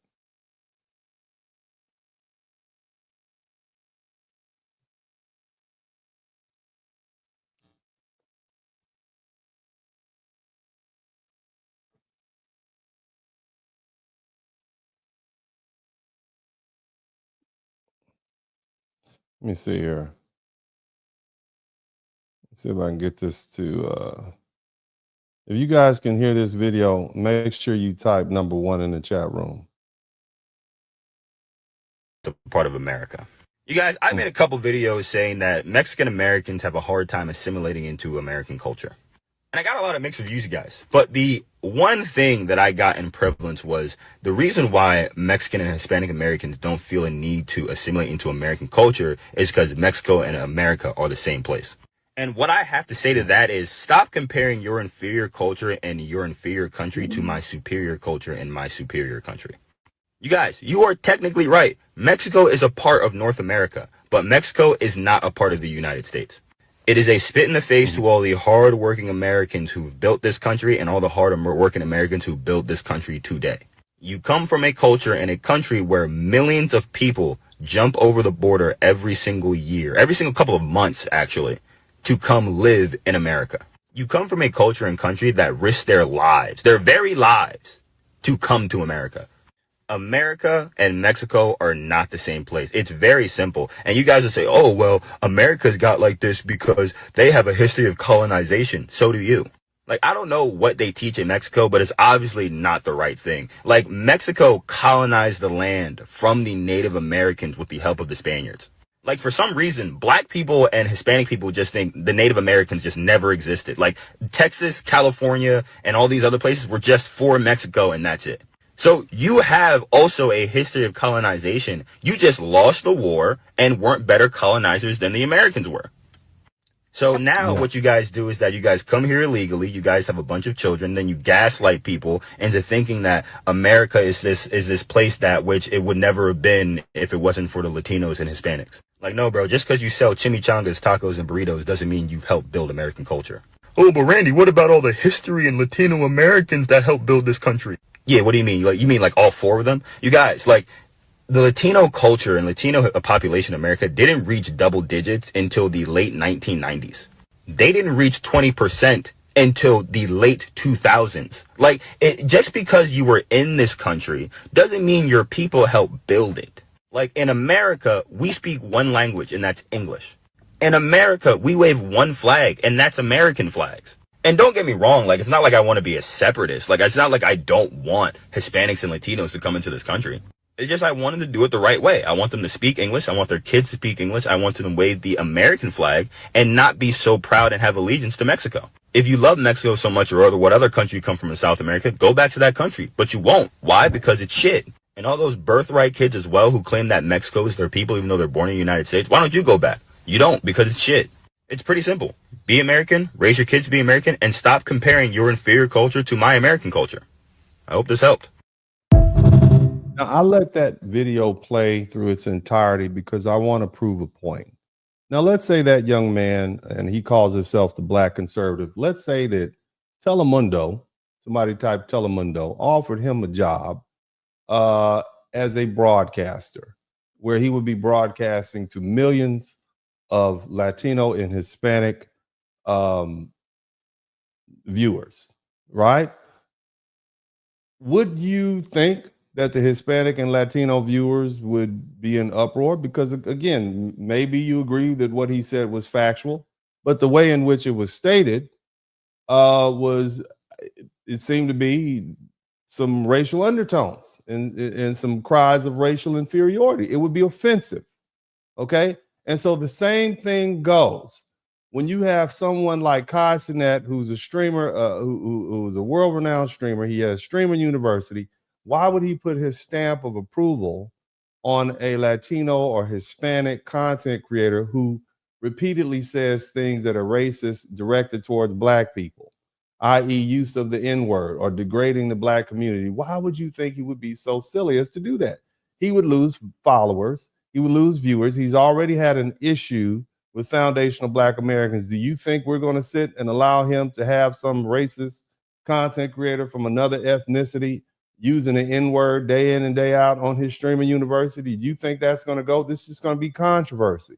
So again, by allowing this gentleman to speak, hopefully you understand where we're coming from. Okay, hopefully you understand how offensive it is, and even whatever you may think, okay, of what the gentleman said. Shout out to Andrew G. Rucker. Maybe you may agree with what he said. Bottom line is, this content is offensive. Okay, now at least I try to give you some facts and data to back it up. Some people just say stuff to just make you feel bad. All right, I try to be fair and balanced. Somebody type fair and balanced in the chat room. And here's another thing you need to understand: white people don't even, it's just to me, okay, to me. Okay, this is what white people think. I want you to listen to what the white people say about you, the ones you want to be up on. That's a red pill right there, that 99.9% of the population are retarded. It took you people 35 years to realize, black people are a problem. Black people are an issue. Black people commit crimes. In 35 years, when you same idiots realize that Mexicans This little lady right here, she don't like black people either. Okay, but I want you to hear what she said. and Hispanics are a problem too, this will be a majority brown country. Even more than it already is. It's practically a majority brown country as it is. The reason why I believe that Hispanics are more of a threat than black people is because I am going on the numbers. Black people are 14% of the population. They don't have that many children. They abort their children. They kill each other in gang violence, etc. And so that is a self-regulating problem. They will always remain around 20% of the around 14% of the population. Hispanics, on the other hand, millions of them are in this country. The numbers on the book say it's 20% of the population are Hispanic. I believe it's probably closer to 30 to 35%. That is just the ones that are just here. They are all having at least 4 children per family. They are not having the abortions the black people are having, and as mass deportations are off the table, more of them are going to be flooding into the country. So that means that is a problem. That is a population that is booming. The issue here is not about crime stats. The issue here is about ethnic. Now again, I want to point out, you all Latinos, especially white Latinos, you have all this racial animosity that you direct towards black people. Okay, but listen to what this lady is saying. Listen to what this lady is saying. This lady is saying you all are a problem. You know, she's basically saying you're over there having a fortune. This is what you're dealing with. But you have all this smoke directed towards black people. So much so that you got to use the N-word on every stream. I just want you to think about the rationale in that. And this is not the only white lady who says these things. And I find it intriguing. Okay, I find it quite intriguing. Here's some more of white people saying, Are you more proud to be Mexican or more proud to be American? Mexican. If you're more proud to be Mexican than you are to be American, why don't you live there? Because you make money over here. Right, but wouldn't you be more proud to be Mexican if you could make more money in your own country? Actually, half of the majority of the people that actually come over here from there work and get their money to go build stuff over there and get their own property here. So, but why don't they just do it there though? If you guys are proud, it's hard. Every time. So, you got white folk that want you to go home. And look, I don't know what people are thinking in the chat room. All I'm trying to figure out is, why is it that you have so many Latinos who are insistent upon being racist towards black people, okay, but they have literally no smoke for anybody else. Okay, let's listen to this. Others are just bad. They go bad. Something wrong. There's something wrong there. So the genetics are not. This is what the president of the United States is saying. Okay, A lot of them were let in here. They shouldn't have been let in. Others are just bad. They go bad. Something wrong. There's something wrong there. So the genetics are not exactly. Well, they're not exactly your genetic. Well, it's one of those. You understand what I'm saying? This is what the president of the United States is saying, and yet you have all this smoke for black people. Explain that to me. You understand what I'm saying? Look, Latinos, live, let live. You have a right to free speech, but my goodness, right? There should be some consequences, and I think that's what you're dealing with. There's got to be some consequences. You If you don't look like me, but you think because you're not black, it's not going to happen to you, it's going to happen to you. And the irony is your proximity to whiteness is never going to save you, and the call is always going to come from inside the house. Let's not forget that just a week and a half ago, they found a 19-year-old Latino boy hanging outside of a police department in Washington, D.C. We will never like you. We will never accept you. We will use you. We will abuse you. And then we will toss you aside. This is what this white lady is saying. But you don't have any smoke for her. You don't hear black people saying things like that. Okay, yet we have to be the N-word on every stream. You need to understand something. Black people and white people in the United States have one thing in common. Okay, we are Americans. Okay, that's what you need to understand. And we've been here in this country for about 300-400 years, and many of you are just introducing yourself to the American culture and the American population. So you have no idea. Black people and white people have been living alongside each other, warring with each other and warring against others, playing football, baseball, basketball, interbreeding with each other, fighting with each other. Between the riots and the sex and the baby making, we're still here, and we're still two separate people. Between stealing from each other's culture, they stole the blues, we stole the NBA. You understand what I'm saying? They stole jazz, we stole the NFL. All right. And that's the thing that outsiders don't understand. Black and I don't want to go too deep into this because I don't want to get off this conversation. But what many white people will tell you is that this is a black and white country. Some may go so far as say, hey, this is part of the Anglosphere, which includes places like Australia and the UK, etc. Canada, America is one of those places. All right. In other words, they will tell you this is a white country. But you know who they always have to make room for? Foundational black Americans. Okay. The reason is because we are Americans and we will fight them because we have blood in the soil. We have war fighters in the soil. We helped build this country. So we're not going anywhere. So even your stone cold redneck hillbilly white boy from way out in the sticks somewhere will say, yeah, well, you know, black Americans have earned their right. Even Clarence Thomas in his 77-page dissent against the 14th Amendment being expanded to include anybody who was born here say, black Americans were Americans before we were citizens. We are literally the only group of people in the United States who earn that right. And I say all that to say that this will always be a black and white conversation in this country. It is always going to be a black and white conversation. Everybody else is an other. You can be a citizen, but you will still be considered an other. You can be Asian, but you're still going to be an Asian. You can be Latino, but you're still going to be a Latino. I'm not saying you're not citizens. I'm just saying culturally speaking, many of you don't understand American culture. This is why when a lot of white people come to the United States, whether they be from Germany, Australia, they say, yeah, I have a place here. I know I'm Australian and I'm Dutch, but I'll be white and I'll have a place here. And so they fit in and they become Americans. That's odd, right? But it's also the same reason you have so many Caribbeans and Africans who say, well, yeah, I'll just be black American, because they recognize that as a place which allows them to fully be embraced as American. It's a cultural thing. And it's something that I'm not going to spend an hour and a half explaining, but this is what this lady is trying to explain to you. You're never going to be like us. You're never going to be white. You're always going to be an outsider. She's pointing out that you're always going to be seen as non-white in the eyes of white people, no matter how close you are. This is what this lady said. I'm not saying it. Don't be mad at me. I'm just trying to explain to you all what's going on. Hopefully this will force you all to think and understand. My position is that race in the United States is never going to go anywhere.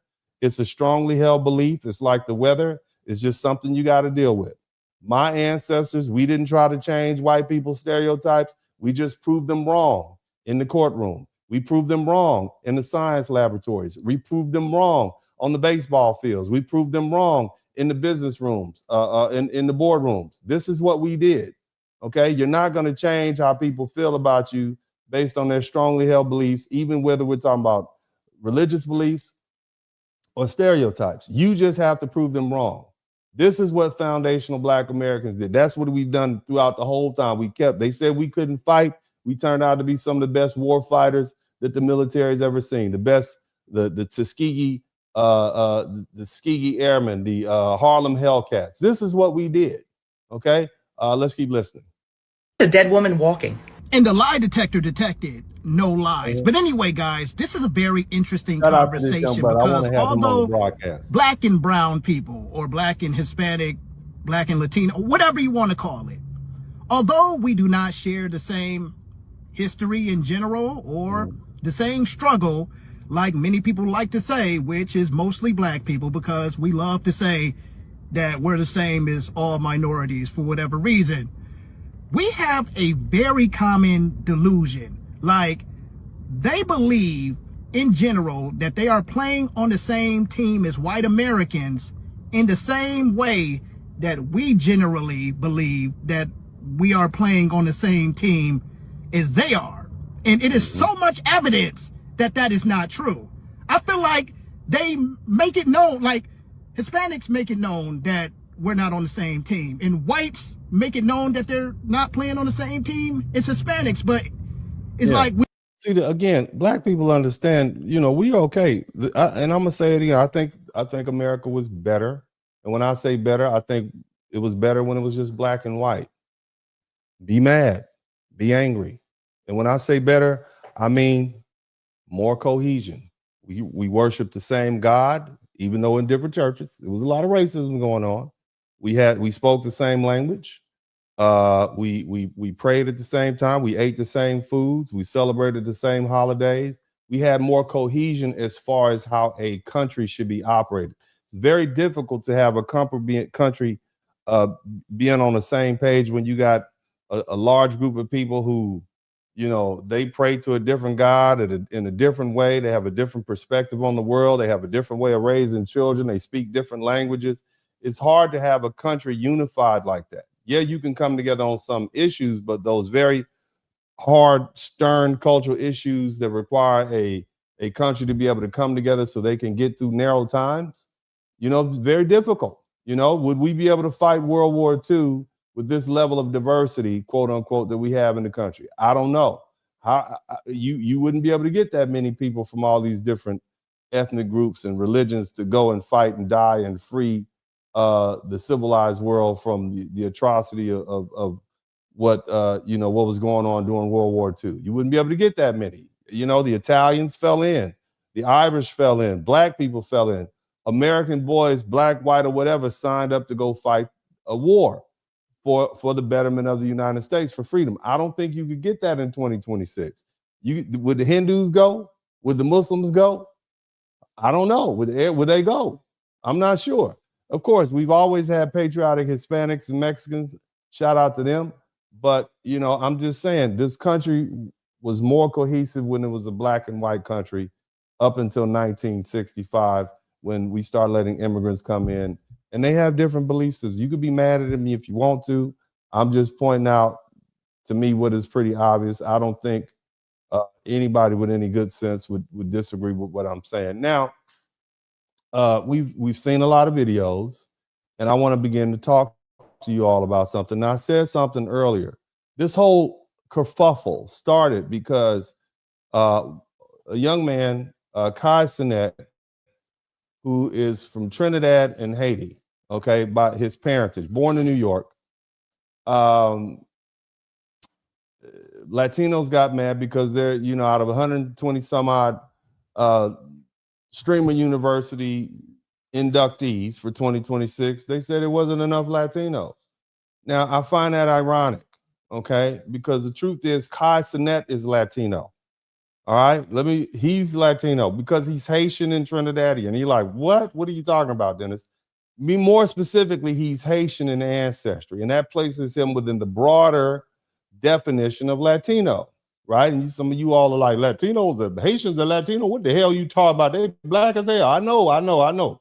Okay, that's your problem. That's your problem. That's why you're gonna learn something. I'm gonna learn you something. But again, let's just break it down piece by piece, okay? Haiti is part of Latin America, okay? And this young man's father is from Haiti. It's located in the Caribbean. Its official language is French.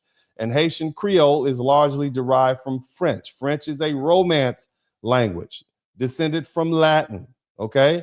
All right? That means Haiti falls within the historical, linguistic, and geographic definition of what? Latin America.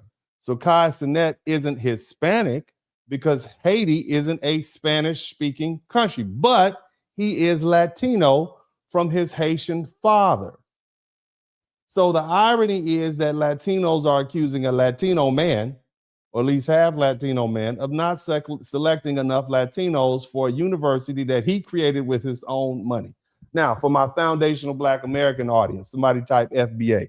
Let me explain the difference between Hispanic and Latino.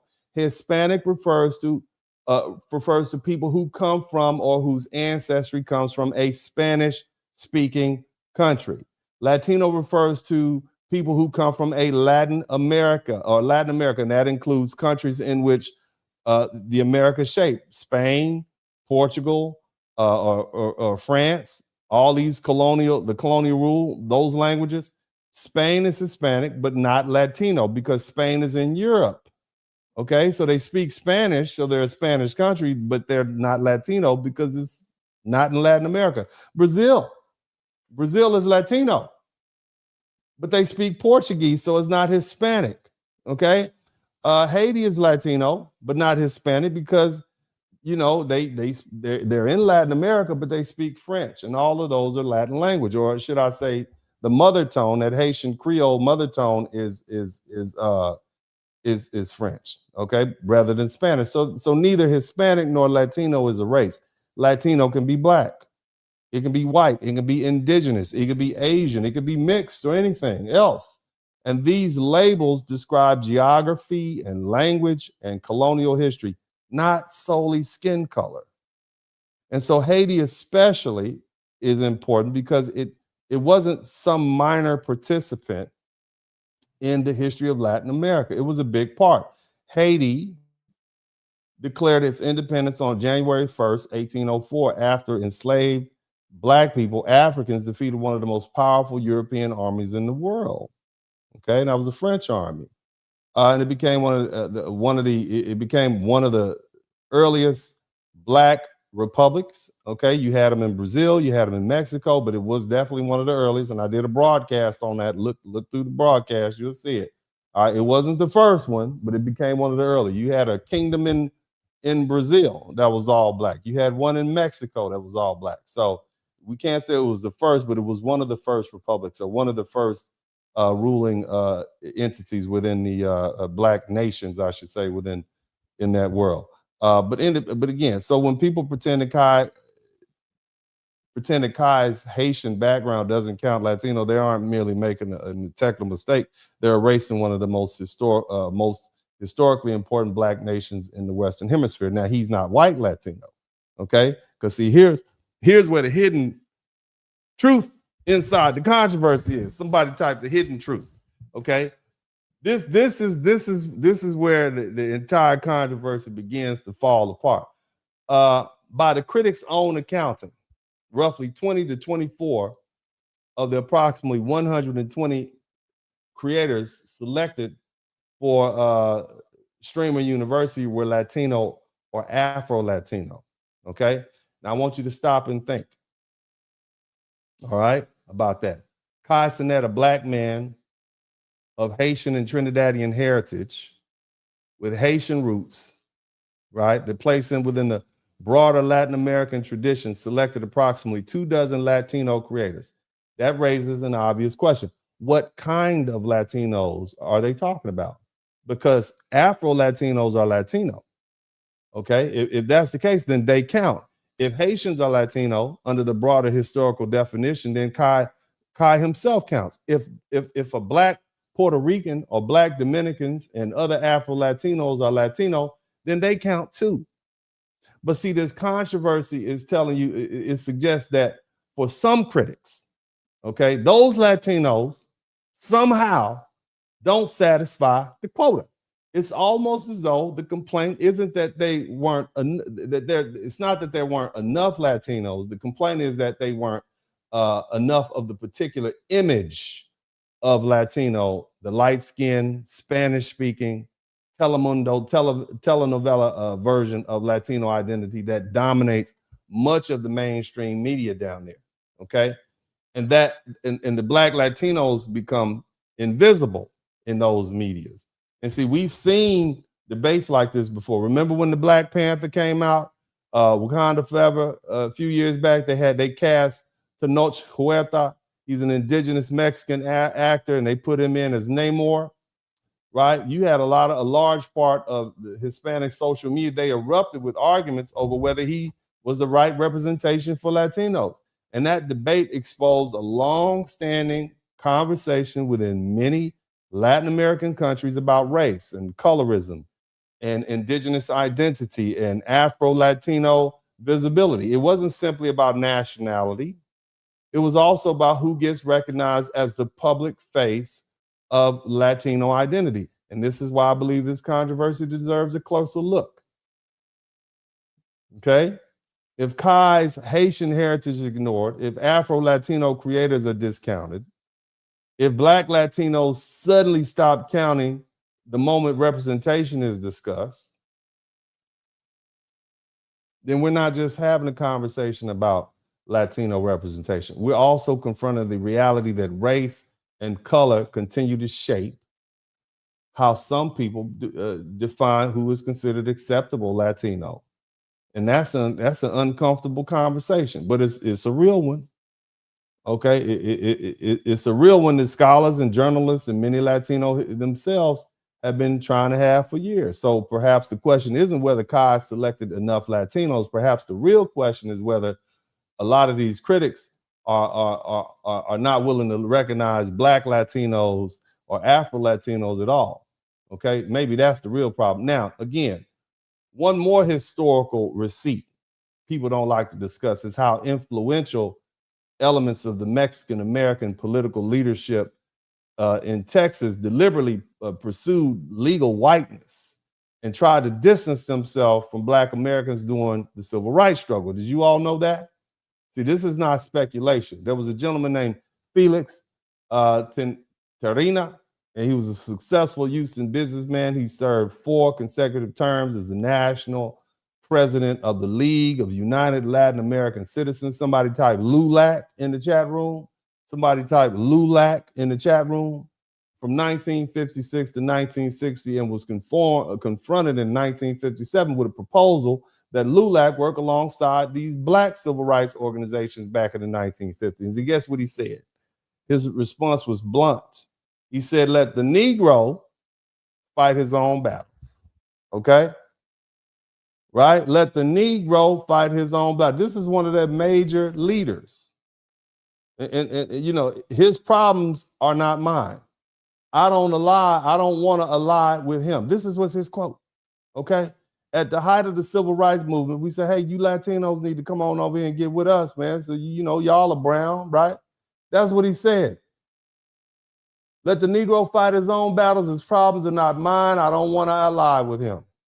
And that statement wasn't whispered in private by some powerless individual. It came from the national president of one of the most influential Mexican-American civil rights organizations in the country. Understand what was happening when he said it. Black Americans were challenging segregated schools and neighborhoods and voter suppression and racial terrorism and employment exclusion and an entire legal caste system. Mexican Americans also faced genuine discrimination, segregated facilities, and unequal schools. And LULAC itself had been founded in 1929 to confront injustices. But important parts of its early leadership often emphasized American citizenship, English language, and assimilation and classification as white. So the strategy wasn't always they just wanted to work themselves up the racial hierarchy. Okay? That's it. They wanted Mexican Americans to be put alongside inside the white category.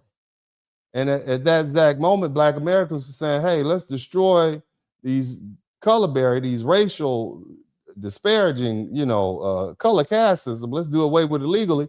And the Mexicans were saying, nah, we just want to move over there with them. Okay? We just want to move across that line. And that's why the phrase black and brown unity, it can't be used like some sort of magical spell to erase that historical record. Unity requires reciprocity. It requires both parties to take risks. It requires both parties to stand together when the consequences become dangerous. But when some Mexican-American leaders were offered an alliance with the Black civil rights organizations, they said, nah, let that N-word fight his own battle, okay? I need y'all to understand that. Meanwhile, you have Black leaders like Medgar Evers shot in the back in his Jackson, Mississippi home in the driveway on June 12, 1963. You got Malcolm X, who was assassinated on February 21st, 1965. Martin Luther King Jr., he was assassinated at the Lorraine Motel on April 4th, 1968. Okay, you have, I mean, think about it. Fred Hampton, December 4th, 1969. He was 21 years old, pre-dawn raid in Chicago. You understand what I'm saying? This is what we were doing. Huey P. Newton, Bobby Seale, Eldridge Cleaver. You had Ashada Shakur, escaped prison in 1979. You understand what I'm saying? And now compare that to what Felix Terina and Lulac were doing. All right? Think about that. You see? They were trying to become white, literally, on paper. Well, so I just want you to think about that. We aren't Negroes. Treat us white. That was basically what they were saying. Think about that, man. So how you come together with folk like that, man? Shout out to Blue Baggins. And then here's another thing. And to understand this complicated historical relationship between Mexican-American civil rights organizations and Black Americans, or what I say foundational Black American civil rights, and the legal category of whiteness, we need to examine an actual federal case. It's called Mendez versus Westminster School District of Orange County. Okay, we're gonna learn something. Just hang with me. I'm gonna try to break this down. This is complicated stuff, but I know you all can understand that because this is important. This is what these folk fought for. They spent thousands and thousands of dollars fighting to win this case. See, this wasn't just a social media argument. This wasn't somebody giving an opinion on a podcast. This is a real class action lawsuit filed in federal court on behalf of thousands of children of Mexican and Latin American ancestry who were being forced into separate elementary schools in Orange County, California. And the trial court's decision was issued in 1946, and is reported, write this down, 64 Federal Supplement 544. It's the United States Courts of Appeals for the Ninth Circuit affirmed the result in 1947. And the decision reported at 161 Federal Second 774. Okay? Now, again, I want you to understand that today, somebody type today they will say that this Mendez case is the blueprint that Black folk use, is the direct legal precursor of Brown versus Board of Education.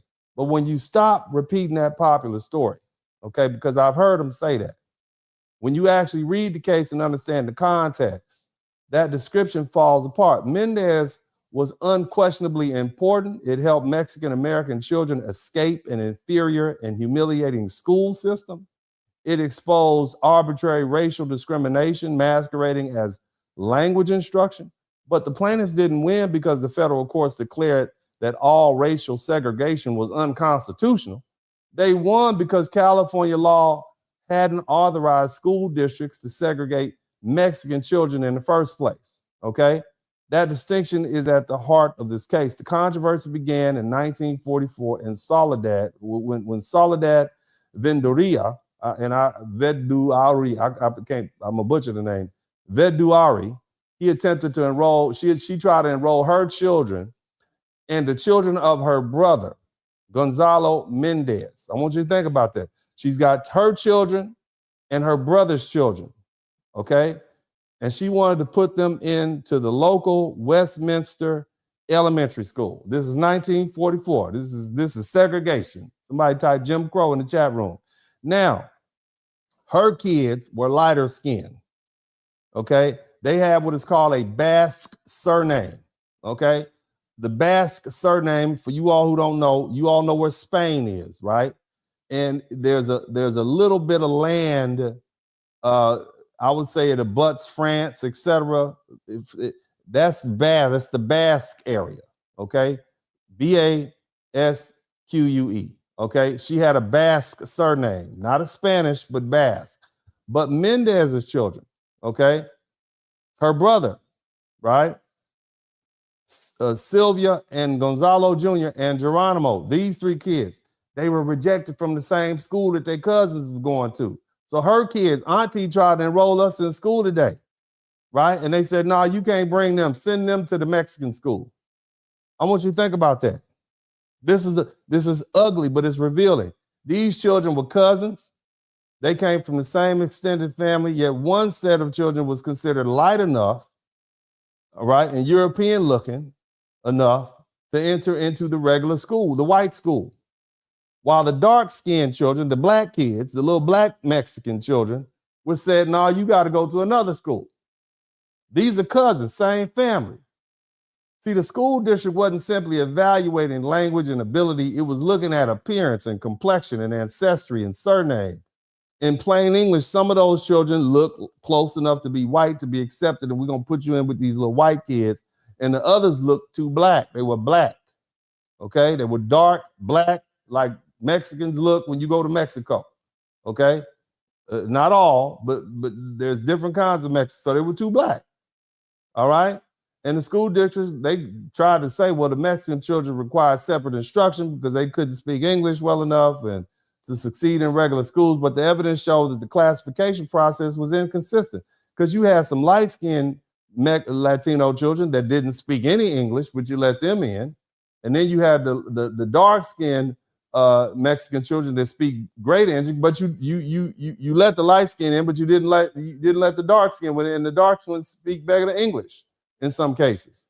All right, so the district was sorting the children out according to how Mexican they looked, okay, not by their surnames and not by the how they sounded, okay, and then they tried to dress this racial sorting up as an education policy, and this wasn't a legitimate remedial language program. It was a color line with a schoolhouse wrapped around it. So anyway, Gonzalo and Felicitas and Miss Mendez, they initially tried to talk it out with the school authorities, you know, and they didn't begin by running the court. They asked the district to permit the kids in and the other other children who wanted to go, and the districts refused. And the Mendez family joined with the Estrada, the Gomez, the Palomino, and the Ramirez family to challenge 4 Orange County schools. They literally filed a federal suit and class action so that these schools would allow these little black Mexican children to go into these white schools.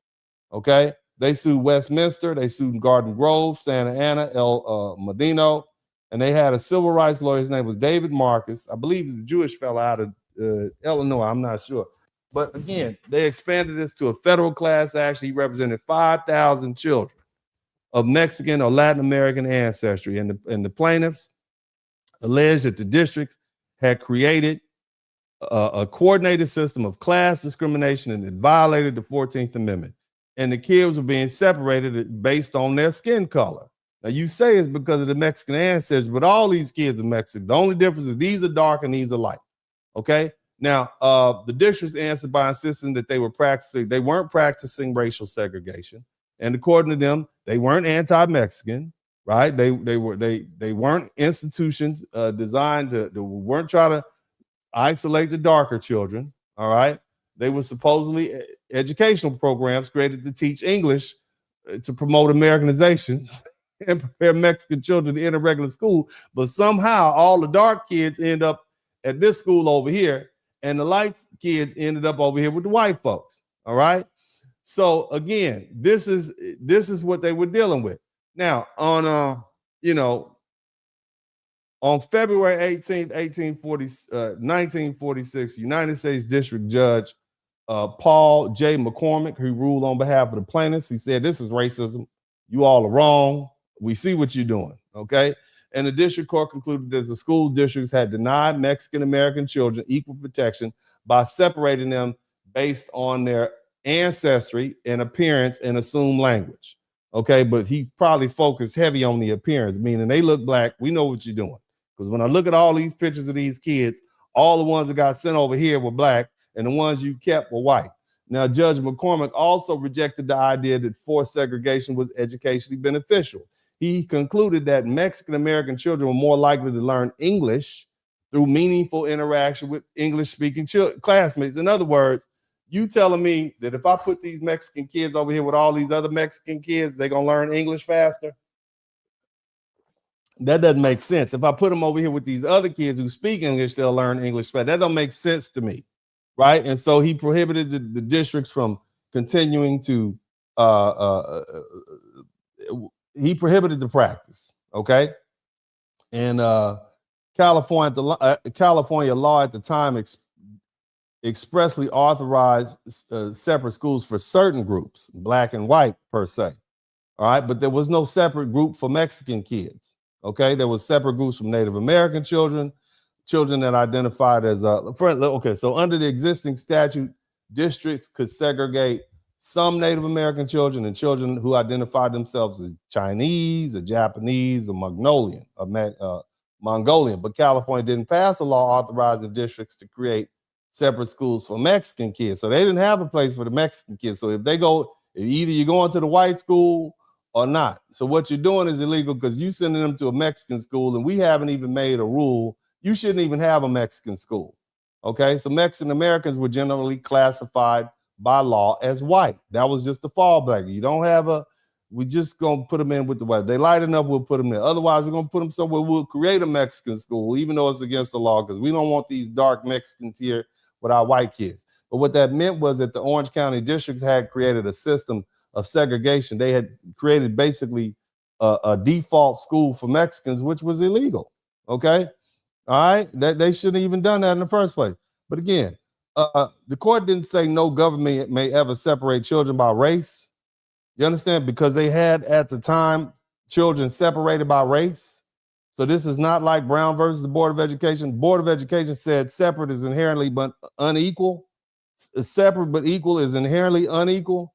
But this case said, no, we can keep the separation, but because you don't have a school for Mexicans, you got to let these Mexican kids, black, light skin, whatever, you got to let them in the white school.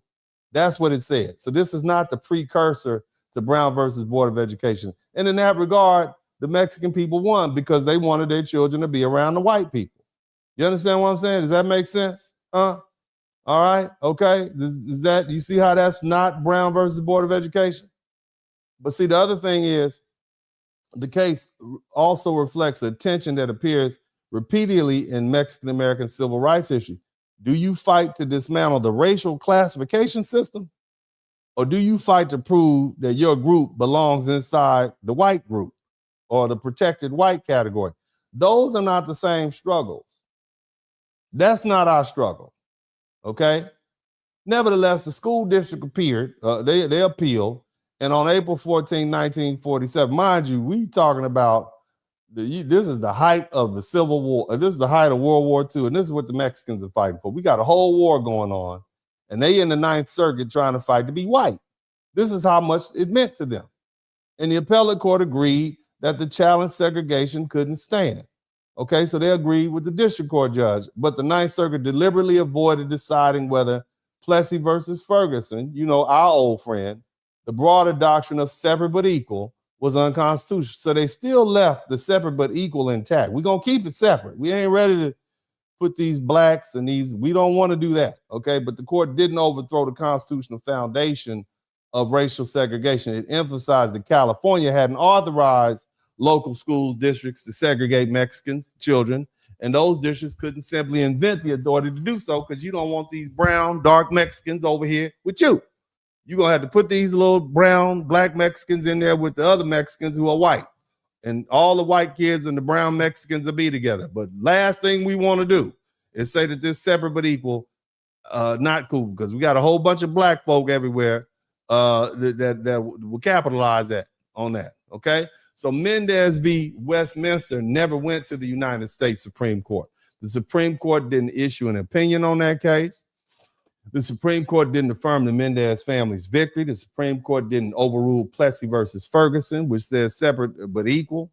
Okay, there was no nationwide constitutional decision.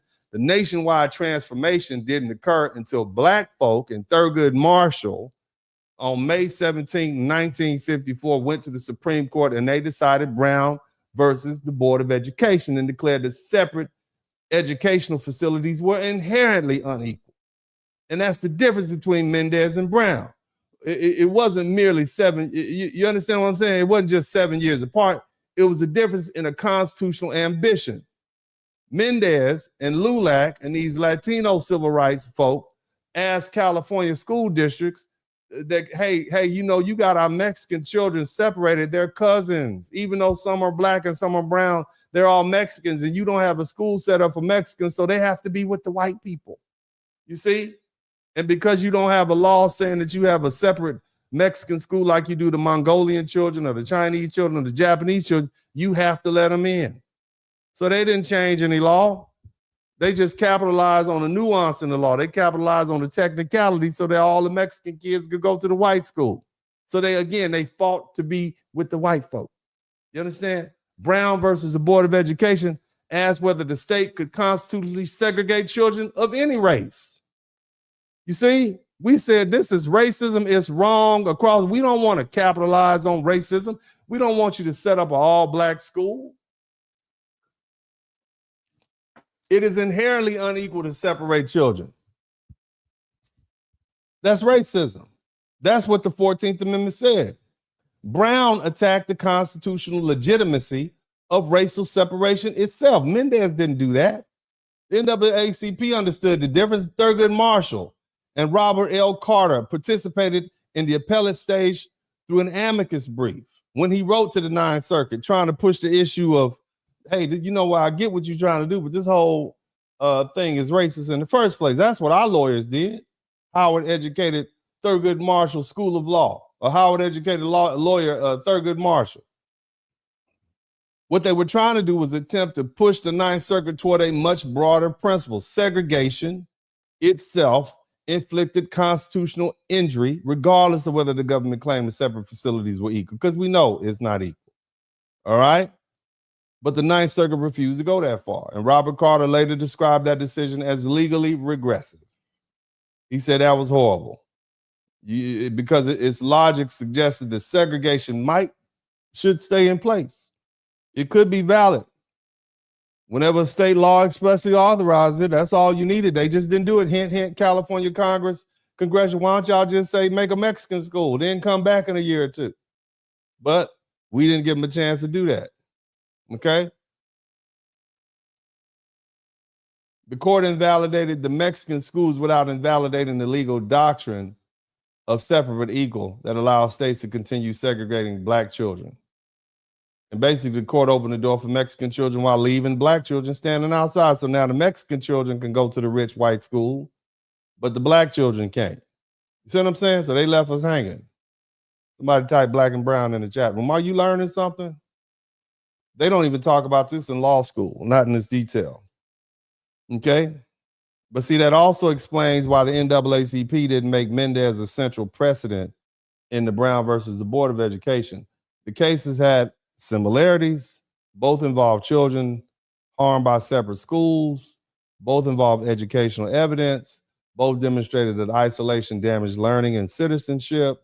But Thurgood Marshall participated in both of the struggles, and Earl Warren, the governor of California, when the state later repealed the school segregation provisions, he eventually became the chief judge of the United States and wrote the unanimous opinion in Brown versus the Board of Education. So the former governor ended up becoming a Supreme Court justice and wrote that because he probably knew back then the Mendez case was flawed. Okay? See, here's the thing. All right? In the Mendez case, they were saying, we're white too, so let us in school with you. Black people weren't trying to do that. We weren't going to try to pretend to be white to escape segregation. We were going to be black and you were going to accept us how we are. That was the thing. Okay? None of that takes away from the courage of the plaintiffs in that case, in the Mendez case, Mr. Gonzalo, Ms. Mendez, or any other plaintiffs' family. They appreciate them, right? The children were being humiliated and stigmatized and denied meaningful educational opportunities. And the parents challenged the 4 districts, and they invested time, they invested money and energy into a lawsuit against a very powerful government institution. And they won. They got what they wanted. They got a chance to go to school with white people. Okay? They got the basically default white. That's basically what the case said. Okay? So it wasn't a symbolic victory. All right? But the bottom line is, if you were dark, you were Mexican and therefore excluded. And the law said they weren't supposed to be treated like black people. That's basically what it said.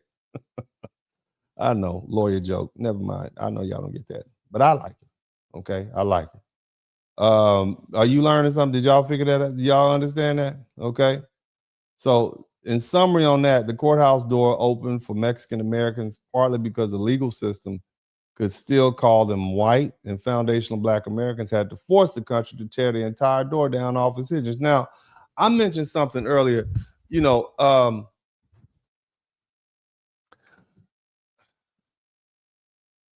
this pursuit of legal whiteness. Somebody type legal whiteness in the chat room. Are y'all bored? Let me know. I think you're learning something, because we got to talk about this, right? And I think I've done a great job for 2 hours and 20 minutes. We've talked about a lot. But, and I hope you appreciate the time and energy I put in this to kind of help you put in some historical context, because this is a country of laws, not men or feelings or emotions, okay? And so we have to understand the history of the law. Now, I talked about Operation Wetback. Somebody type Operation Wetback in the chat room. In legal whiteness, okay, it didn't make them Anglo-American, okay? The pursuit of legal whiteness never truly protected Mexican Americans or any Latinos from being racialized or exploited or detained or expelled whenever the United States decided their labor was no longer politically convenient. And, that is the central lesson of the federal immigration campaign, officially known as Operation Wetback. It was a government program whose very name used a degrading slur against Mexican people. And the operation was formally launched in June 1954 under President Dwight D. Eisenhower, Attorney General Herbert Brownell, and Immigration and Naturalization Service Commissioner Joseph May Swing, a retired Army lieutenant and general. This is after World War II. This is when we no longer, the boys are back from overseas. We don't need all this labor that we used to help in the war effort. Things are going great for the average American. All right, we're going to get rid of these Latinos. That's what we used them and got rid of them. Okay.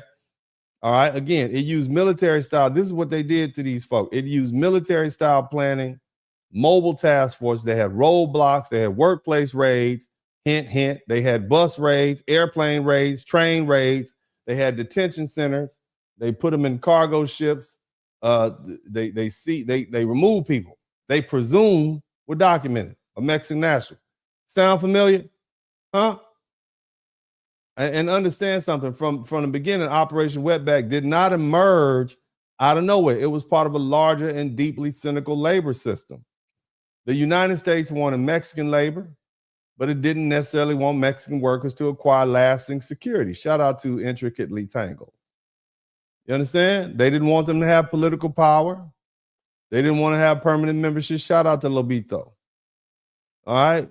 During World War II, the United States and Mexico created the Bracero program, which brought temporary Mexican laborers into the country to work primarily in agriculture. Remember, all our boys is overseas fighting the Germans.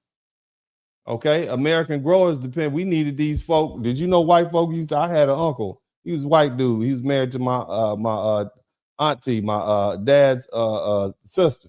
He used to pick tomatoes. Ain't that some white man picking tomatoes in California? Him and his whole family used to be out there bent over picking tomatoes. Ain't that something white? Did y'all know the white people used to have to pick fruit and vegetables in the field? And then they went to war and they brought the Mexicans over to pick the fruit and vegetables. Did y'all know that? Y'all don't understand. White folk had it tough, especially the Irish. The Irish called hell. The Irish were the first N-words. The Irish were the N-words of the English. Did y'all know that? The Irish were treated like N-words by the English. Did y'all know that?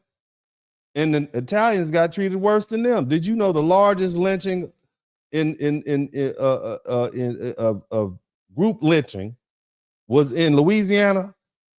And they were lynching some Italians. Did you know that? ran all the Italians out of Louisiana. That's why they ended up in New York. They originally were in Louisiana. I want you to think about that. Crazy. When you actually start cracking open these books and looking at history. History is crazy. It'll mess your head up. Have you really thinking like you thought you really knew something? Then you're like, wow. And you can't run from it. You got to accept it. Every group of people who came to this country had to deal with some prejudice and racism. They had to deal with it. Nobody escaped it. Did you know the Italians got treated bad by other Italians? Some Italians right here to tell you. Their grandfather came to this country and the other Italians treated them horribly. They call them all kind of mean names. Paisan, everything. That is not a term of endearment. But bottom line is, Operation Wetback, when we talk about the Hispanics, Operation Wetback wasn't simply some neutral law enforcement response to a spontaneous migration. American agriculture interests have spent years creating this enormous demand for low-cost Mexican workers, and the employers benefited from the workers whose status made them vulnerable, while the government officials tolerated or facilitated the government or labor when the crops needed to be harvested. And we needed them, so we tolerated them, okay? And the Mexican worker, somebody, you know who Julio Cesar Chavez is? You know who that guy is? But anyway, he was one of those rights workers. But anyway, they concentrated, they would go down and sweep places in California, Arizona. And in June 1954, it expanded to Texas. They went down to the lower Rio Grande Valley. And you had these people, these federal agents were setting up roadblocks and they were just snatching people up, and they shipped and carried deportees from Port Isabella, Texas, nearly 2,000 miles to Veracruz, Mexico. And the government deliberately transported people deep into Mexico so that they wouldn't be able to come back to the United States. They didn't just push them across the border. Okay, and this wasn't some calm administrative process. This was militarized, militarized. All right? There was no fair hearing, no contacting your lawyer, none of that. Okay, you didn't get a chance to get your belongings. You weren't getting your last check. Okay, no, you didn't get comfortably put on the bus. None of that. They were literally rounded up in large numbers wherever they may be. They were rapidly processed, and they were confined in some sort of holding pen. Okay, confined in some holding pen and removed under what we would call coercive conditions. And some people were deported without any meaningful opportunities they could even contact the family. They just disappeared. They couldn't get their property. Imagine you parked your car out there in the field. Your car is gone. Your money is gone. Right? There was no challenge in the government. Someone was dropped off in unfamiliar parts of Mexico without food, employment, transportation, no communication, and nowhere to return to their family. Their family didn't even know where they were. This is what the government did to these Mexicans in 1954 when they were done with them. Okay? They had to deal with the elements. It was heat, it was hot, harsh transportation conditions, deliberate delocation. This wasn't some convenient flight where we're going to drop you off in your home country. No, we're going to drop you off in the middle of Mexico somewhere, and you don't know anybody, so you can't make it back. Now, they don't know the exact number of people that were removed. You understand? Now, the government says that it was, somewhere between 1.1 and 1.3 million. But those numbers are combined. Those are formal removals. Okay, we're not talking about the people they just gathered up together and ran up out of here. That's what you need to understand. The people they just gathered up and ran out of here. The formal removals. Imagine that. But again, this is what the chase for whiteness. You have a lot of Latinos who get the nerve to get online and say bad things about black people. This is what you're chasing. Okay? This is what your chase for whiteness causes for you to fail to understand. A court could classify Mexican American as legally white for one purpose, and a civil rights organization could insist that Mexicans belong within the white race. And a lawyer could emphasize Spanish ancestry and European bloodline and citizenship eligibility and assimilation. None of that's going to guarantee none of that guarantees that an immigration officer or a sheriff or an employer or a judge or a white political majority would actually treat a brown Spanish-speaking person as an Anglo-American. Legal whiteness is not the same thing as social whiteness. Social whiteness is not merely checking a box on the government form. If I'm looking at a person from Mexico who says they're white, and I'm looking at somebody from Germany who says they're white, I'm going to say that the German is the white person, okay? You might be legal on, I believe Egyptians are legally white, but would any of you all believe that they're white? All my regular white people, shout out to all the regular white people. Where you at? Where my regular white people at? The Polish, the German, the Irish, the Scottish, the Swedes, the Norwegians, the English, regular whites. Not these exotic whites. Shout out to all the exotic whites. You know, the Portuguese, the Argentinians, right? All you exotic whites. You are not quite white. But anyway, joke, right? Joke. Anyway, shout out to everybody who's hanging out with. But again, so let me get back to this. So put this all in context, okay? Now, again, Mexican Americans could be legally classified as white and still be stopped, searched, segregated, deported, or told to go back to Mexico. And the law could call them white men and classify them however they so choose, right? But it didn't matter. And Operation Wetback exposed that contradiction brutally. Mexican American organizations, you could try to distance yourself from Black Americans. You can call us all the N-words you want to, okay? But you're not white, okay? You can keep saying the N-word all you want to, and you can try to say, hey, see, we can do it too. Let us join. It's not going to stop your Mexicanness, okay? It's not. And that's what you need to understand. And this is why we think you all are so silly. And again, when we talk about, when we put it in context and we talk about Cenat, okay, you use this N-word, you say these horrible things, even your own Hispanic people are saying, stop doing that. And now you're suffering the consequences of using that racial epithet. Stop using the N-word. It's derogatory. Don't do it because we're the only friend you could possibly have. Okay? Think about that. I need you all to understand, foundational Black Americans occupy a fundamentally different historical position. We did not immigrate to the United States as voluntary population asking to enter an already completed nation. Our ancestors were here before the Constitution.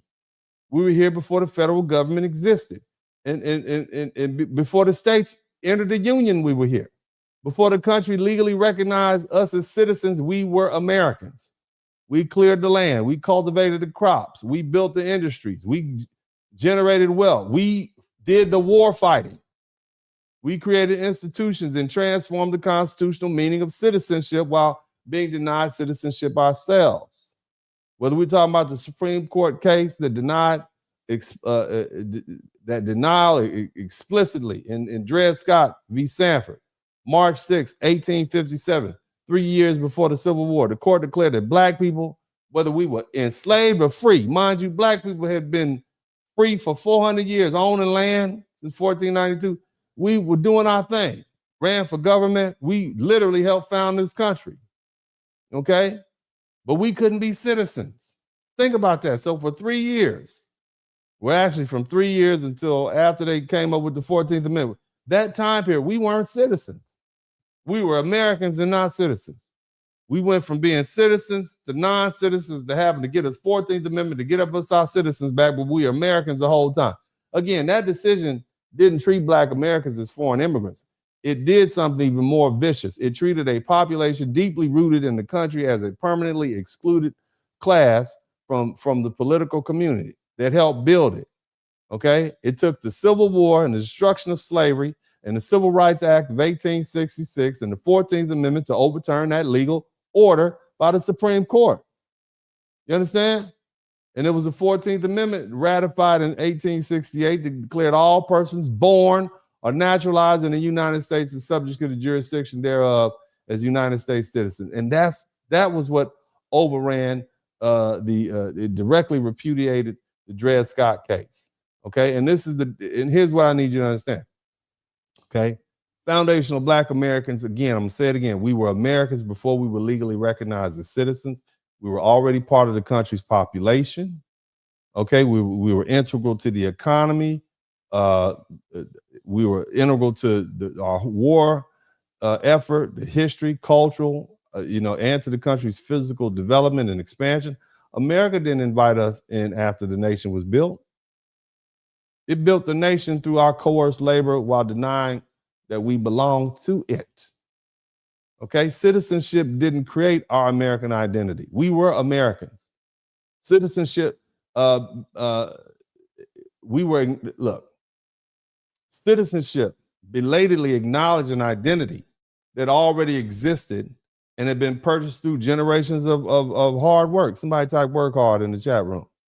You understand what I'm saying? This is us. And this is why, this whole pursuit of this Anglo-whiteness by all these foreign groups has always been interesting to us because it's futile. Again, whiteness was never simply a neutral legal classification available to anyone who could just make the right argument. It was political system. Shout out to RNOILU88. It was decided, it was a system that decided who would be presumed American and who would remain conditional no matter what. The Mexican Americans could be called white in court all you want, but you're never going to achieve that whiteness, not culture. This is a social thing I'm talking about. Legally, you might be, but so do y'all understand the difference with what I'm saying? I know this is hard. It's hard to pick this up in 2.5 hours, but I'm trying to get it to you. Okay, I'm trying to help you understand, and no matter what these people say, all the N-words, all that is never going to work. Okay? Bottom line is when you have segments of Latino American leadership and you hear them talk about, this, that, and the other, and they try to distance themselves from Black people, it never works. It always comes back to hit them in the face, which is what you see happening right now. You got Cenat who's saying, you know what? I can't piss these foundational Black Americans off, so we can't have any Latinos who've used the N-word on the internet. And we've searched and searched, but the only ones we can find are these 2 white Latinos and 20 Black Afro-Latinos. This is the consequences. Okay? Now, there's another one I want to talk about, which is even worse. It's even worse than Operation Wetback. Okay? They still try to bury it today. You guys know who the Texas Rangers are? Somebody type Texas Rangers in the chat. Do y'all know who the Texas Rangers are? Eh? Do you know who the Texas Rangers are? Listen to this.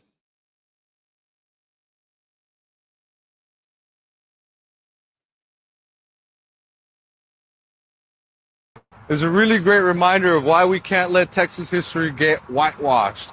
I'm the co-host of Tejano Talks, along with millionaire attorney Domingo Garcia, and we're done with the BS. We're actually going to call it out. We're going to talk about Texas history, financial wellness, mental health, everything that's relevant to empowering Tejanos to take their power back. I mean, we all know, for example, in 1955, James Callahan went into Mexico, a Texas Ranger, under the guise that he was going to catch Native American raiders. Bullshit. He was there to recapture slaves, and we're done with those lies. So if you're done with those lies, follow us here on Tejano Talks. We're releasing our first full episode on May 1st. We have guest celebrities like Gina Hinojosa, James Talarico, and many more to come. We're going to be on Spotify, Apple Music, YouTube, all TikTok, Instagram, all of the platforms as Tejano Talks. I'll see you there. All right. So Tejano is another word for Texas Mexican, a person from Texas of Mexican descent. Okay, so that's what he's saying. But what I want to talk to you guys about, and I'm happy that people are studying the history. I don't think we should run from history. I don't think we should run from the atrocities. I think we should just really just deal with it.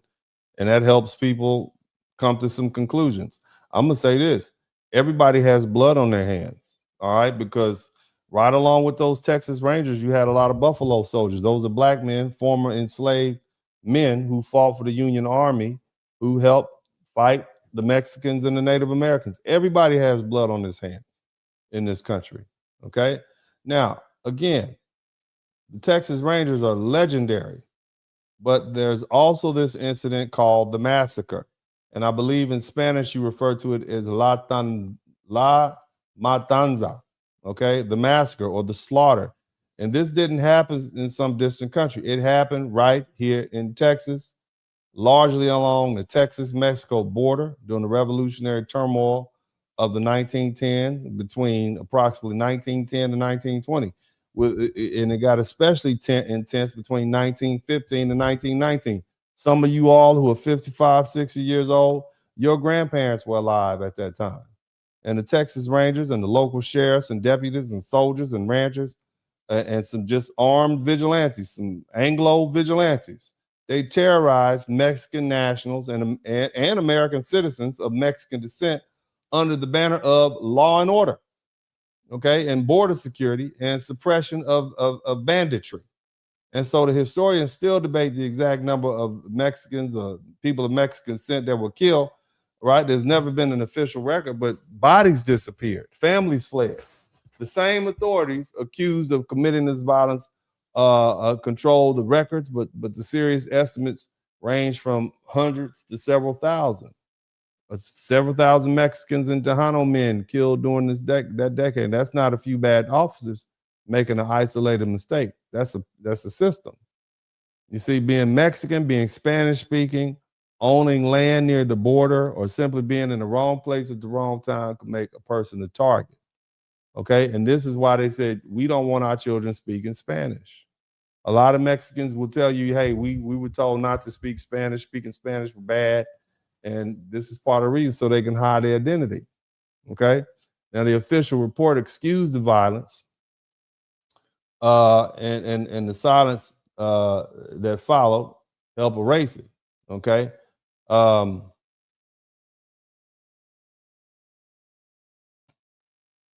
And now the political and see, here's the thing. I want to put this in context, okay? The Mexican Revolution began in 1910 and it produced instability and armed conflict and migration and smuggling and these sort of things. All right. In 1915, the so-called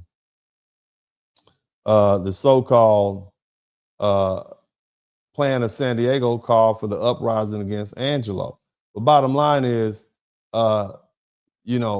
you had these white folk, okay, and well, let me say it like this: in 1915, the so-called Plan of San Diego called for an uprising against the white-controlled portions of the American Southwest, and you had a bunch of armed raiders.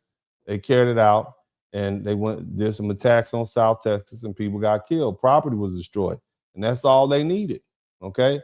So those events were real, but the law enforcement is supposed to identify the guilty. It's not supposed to just go punish the whole ethnic group. You understand? And so again, that's justice. That's not how you're not supposed to just go take it out on a whole bunch of people. Instead of carefully distinguishing between the armed raiders and the innocent residents, you had these Texas Rangers and vigilantes just responded. And they just did a collective punishment. Mexican men were arrested. People were unalived. People were disappeared, taken into isolated areas. They were killed. This is the mass. This is what they did. You understand what I'm saying? I want you to understand that. One of the clearest examples was the killing of Jesus Bazan and Antonio Longoria in September 1915. He was a Bazan. Bazan was a landowner and Longoria was his son-in-law. And they were traveling near their homes in Hidalgo County when the Texas Rangers shot them without warning. They just popped them, okay? And their bodies were left exposed beside the road and discovered by relatives days later. No trial. This is the police doing this. No conviction, no credible finding that either man had committed a crime or deserved death. They were just some landowners on their land. And the Rangers acted as investigators. They investigated themselves, right? They investigated themselves. They acted as prosecutors, as judges, as jurors, as execution. And the message sent to Mexican and Tejano families was unmistakable. Your life could be taken, and nobody in authority would require anybody to explain. Okay? So, again, this is what these folk are dealing with, right? And yet they have, I just want you, but we the N-words, though. I say we're the N-word. Black folks are the N-words. This is how you would treat it. Okay? Now for generations, we've known about this. We romanticize the Texas Rangers in movies and televisions, and many of them have served honorably. You had some famous black Texas Rangers, all right? But they experienced armed men arriving in the darkness. This is what the Mexicans, they're taking away their husbands and fathers and sons and brothers and leaving those men dead. 15 people were taken, 15 people were denied hearing, 15 people were denied trial, 15 people were executed. This is what we're dealing with, all right? Now, I think we've done enough work today. I want to take the opportunity to read these super chats, and then I'm gonna close this thing out, but I wanna make sure that I give you all something to go with, and I don't wanna burn y'all out. We're almost at the 3-hour mark, and I want to go ahead and read some of these super chats to get these out the way. Shout out to everybody who has been here with me. Sharonda Sewell became a YouTube member. Thank you so much. I appreciate you. You did it 2 times. Omar of the 2156. Thank you so much for the super sticker. Let's see here. We got Black Sand 6368. If it's okay, say call your boss one. Okay, thank you so much. I appreciate you. Let me see. Hassan Irby, thank you so much. I appreciate you. Earmuffs, thank you so much for the super sticker. William Lynch became a YouTube member. Thank you so much for your membership, all the members. Shout out to you, William Lynch. And appreciate you. 578 Penelope, thank you for gifting 10 podcast memberships to everybody. Good looking out. Kendrick said, we don't want to hear you say no more. We sure don't. Thank you so much, Penelope. Old Wise One, thank you for the $2 super sticker. Also, the International Quiet Storm, great broadcast, Uncle D. You got the mad in the chat. Yeah, they was hot. But I cooled them off with that truth. Andrew J. Rucker, thank you for the $9.99 super sticker. Go Gadget, thank you for all you do, Mr. Spur. No, thank you. Thank you for all you do, Mr. Spur. Thank you so much. I appreciate it. I humbly appreciate you all being here with me. Never in the history of ninjadom has the Mexicanos ever said we need more FBAs in the function of the right. Yeah, y'all don't ask for us. You don't ask for us at all. Y'all just want to come crash our stuff. You know what I'm saying? We've been pretty open, but now you're like, nah, you need to chill out. But anyway, shout out to, let me see, Blue Baggins. Felix Serhina didn't allow blacks in his restaurants. His Mexicano ass had whites only politics. Now that is hilarious. Yeah, and, so, how you this is a real ugly history Latinos have, and that proximity to whiteness is not really doing too well by you guys. Shout out to Intricately Tangled, always learning. Thanks for what you do, DS. I appreciate you, family. Also, Lobito, learning, good looking now. Also, let me see here. Learn so much from you, Unc. Thank you. Young Black Americans should definitely seek this. Yeah, this is American history. Let's not run from it. Let's embrace it. Let's accept it for what it is, and let's move on for it. Okay, that way is no secret. All right, I believe in embracing it and dealing with it like adults. Shout out to RNO. Learn so much from you, Unc. Thank you. Young Black Americans should definitely seek knowledge. They should. Read that one twice. All right. These were Chinese lynchings too. Self-made SM 2068. Good looking out. Also, K of Spades. Thank you so much for the YouTube membership. Appreciate you. You did it twice. That's nice. I've fallen awake. Thank you for the knowledge. I learned something. Good looking out. I'm glad you learned something. Good job, sir. Like always. Thank you so much. All right. I appreciate that. Now, let's go ahead and talk this out. Okay, we're gonna talk it out. We need you all to let's talk this on out of here. Let's get ourselves. We're gonna talk it on out. All right. So again, the title of this broadcast was White Latinos Say Black Latinos Don't Count. The real Cenat streamer, Univerity. You know, I want to close by bringing all these points together because they're not separate arguments. They're parts of the same contradiction. What we're watching in 2026 is not new. America has repeated some version of this cycle for generations. This country welcomes Mexican and Latino labor when the economy needs workers and employers and recruits them and profits from them and their vulnerability and builds industries around their labor and allow families and communities to take root. Then the economy shifts and the politics change and the politicians need an enemy. And then suddenly the workers who were necessary yesterday are described as invaders today. We saw that during the Mexican reparations of the Great Depression, Operation Wetback in 1954, the expansion of enforcement through immigration reform and control in 1986, and far more aggressive deportation framework created in 1996. And the escalation beginning in 2017 and the machinery being turned back on when Donald Trump was elected in 2025. Okay, in the name of the policy, the president, the legal theory, the uniforms may change, but the pattern remains the same. America invites Latino workers and extracts labor, profits from their vulnerability, racializes the population, and removes people when their presence becomes politically inconvenient. Historically, a major Mexican-focused exclusion or removal campaign has appeared roughly once every generation. That's once every 20 to 25 years. That's when every 20 to 25 years, America decides we want to remove Latinos. That's why I'm just telling you the truth. This is the historical pattern. Now, after 1996, the law created a permanent deportation infrastructure. The cycle became shorter because the government no longer had to build machinery from the ground up. And the detention centers and the databases and the deportation office and the expedited removal authority and the buses and the aircrafts and the contracts and the court procedures and the enforcement networks and the surveillance systems were already in place. And the machinery never disappeared. It merely went quiet until the politics changed and the rhetoric intensified and the raids began and the same population was blamed for the conditions the United States helped create. You see that little lady, what she said? The Mexicans are breeding having four at a time. That's the rhetoric.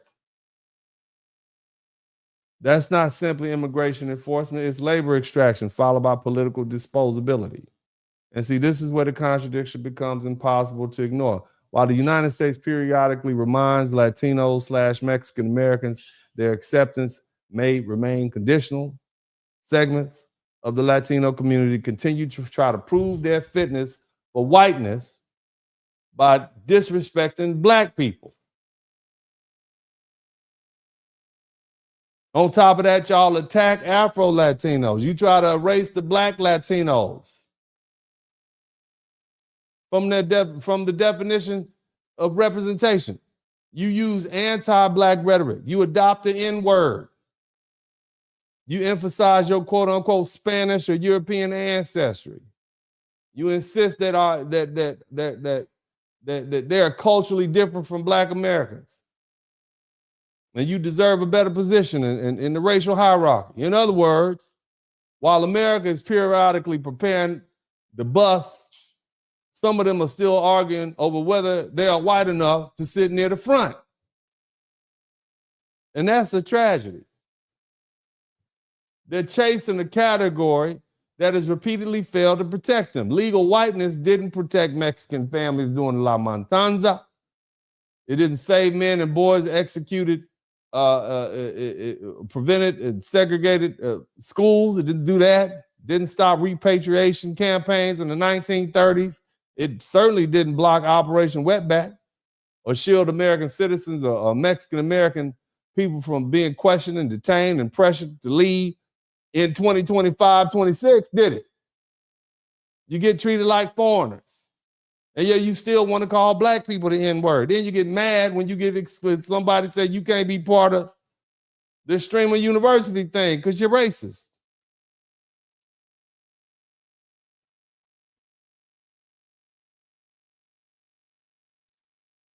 Anti-blackness from Mexicans or Latinos is irrational.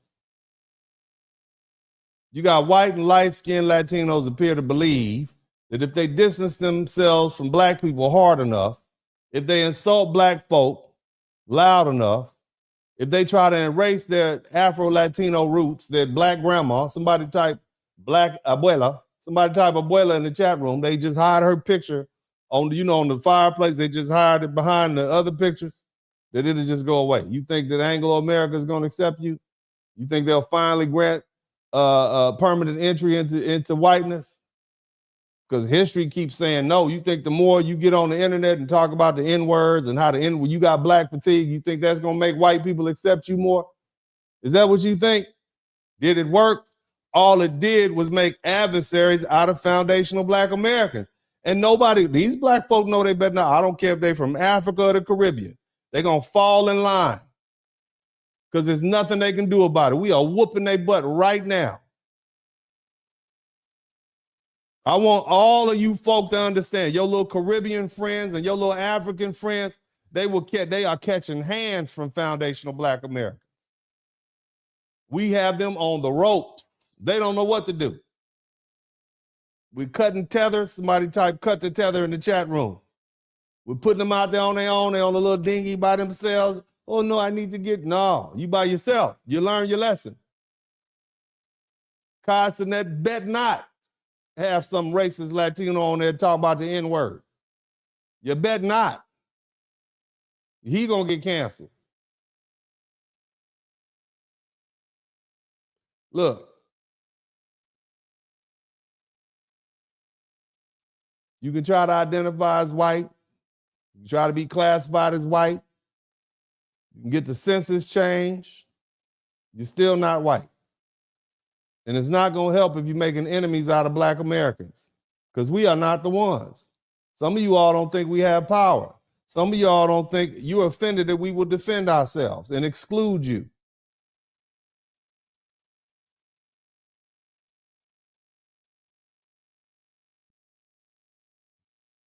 Your strategy is going to keep failing because you can't obtain permanent security by helping maintain somebody else's hierarchy.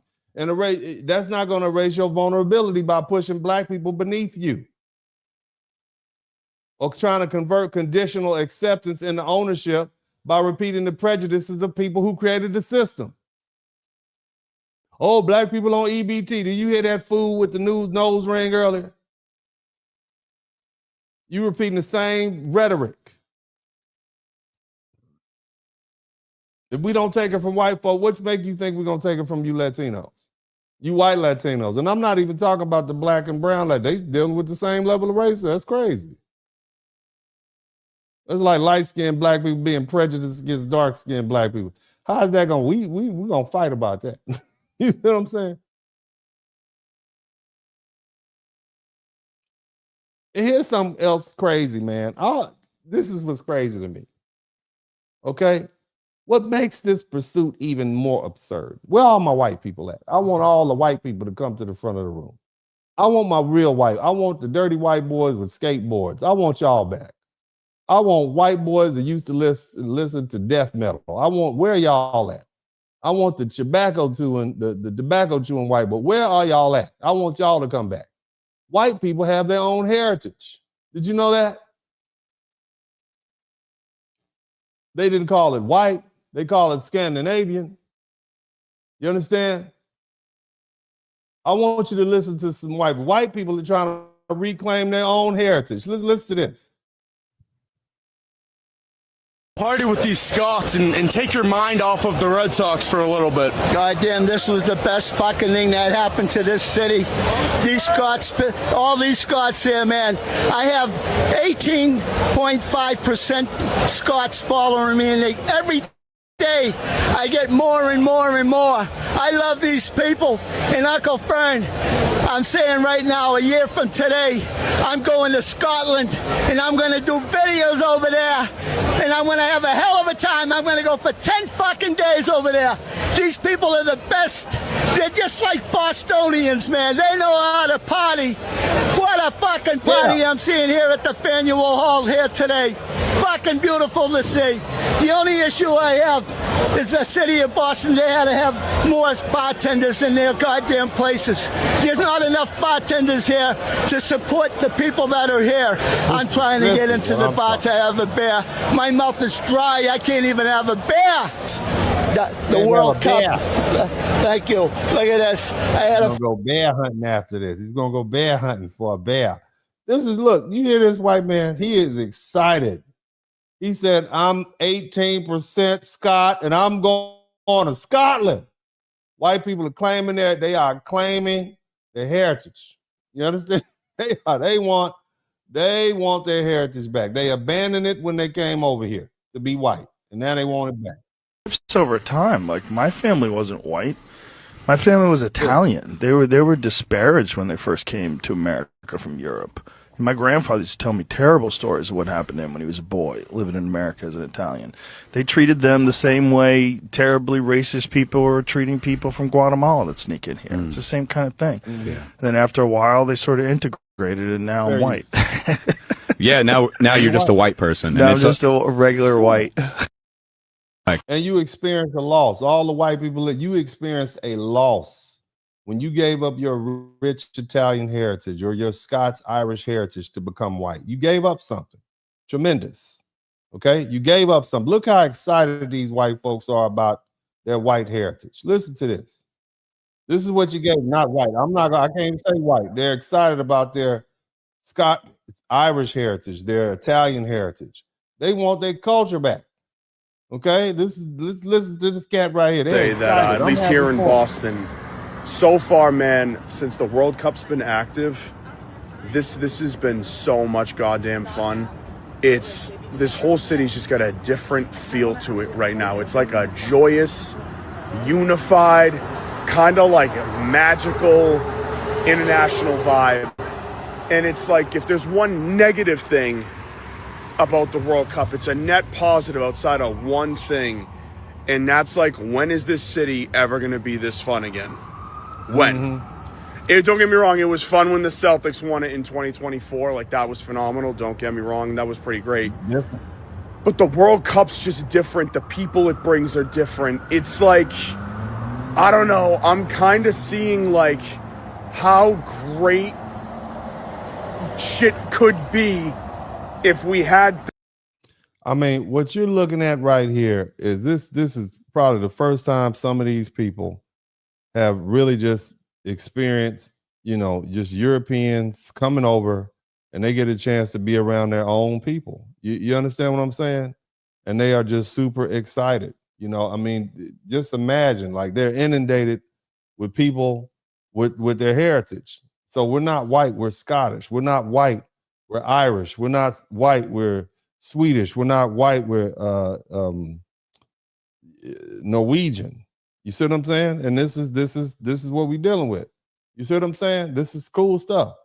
Let's keep listening. Things like the World Cup more often that bring people into the city and give this whole area, the whole city of Boston, just a different life. It's like it gives it a different identity, a whole different feeling, man. I can't describe it. It's like it's unlike anything else. The World Cup is unlike anything else that you can experience from like a sport or like unification. It's better than the Olympics. It's better than everything. But it's like, when are we ever going to get this again? When is it going to be this fun again? This whole World Cup so far has definitely felt like one of those moments in time where it was like, at least here in Boston, I don't know about anywhere else. I ain't mad at him. I'm not mad at him. I'm not mad at him at all. You see what I'm saying? But again, around the country. But at least here in Boston, it's one of those like moments in time. It's almost like the good old, like that line from The Office that Ed Helms says, where it's like, I wish there was a way to know you were in the good old days while you're in them. And I think as we get older, we those nostalgic special moments in time. You look at this dude. This dude has a star. He's a twinkle in his eye. He is happy.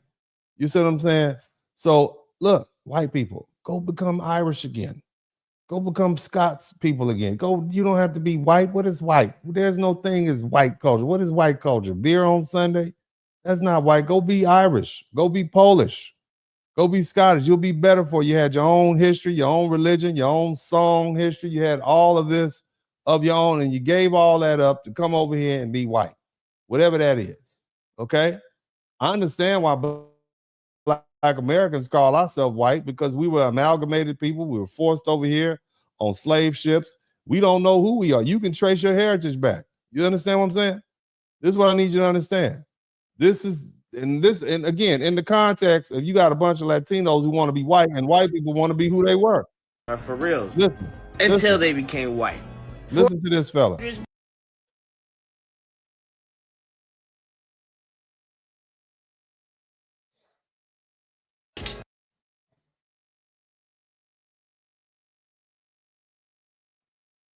If I get this to play for you guys, I want you to hear what this young fella has to say. Very interesting.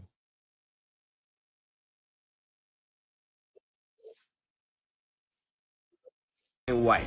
For the 1700s, bro, niggas wasn't white, okay? Niggas was Scots.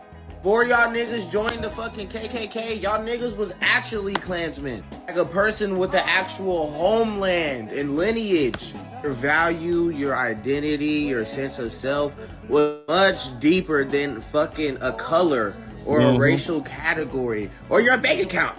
I was real niggas for a second, bro. Y'all had obligation to y'all kin, bro. Excuse his use of the N-word, but you know, he's trying to be relatable. Just for a little second, bro, y'all had real nigga in y'all. Was maintaining the land and shit. It's like, kudos to y'all.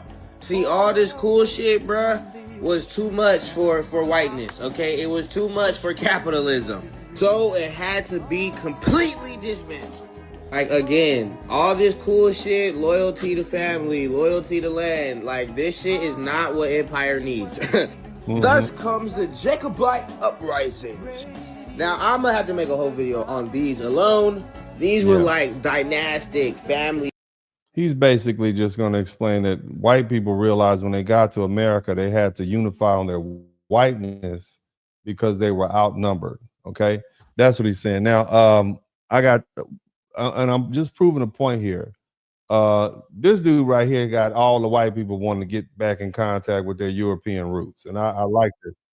Listen to this guy. Okay, this dude right here. This is the blackest looking white dude. Have y'all seen this dude? Y'all know who this Erling Haaland guy is? I want y'all to take the Nordic Bronze Age and the Vendel period.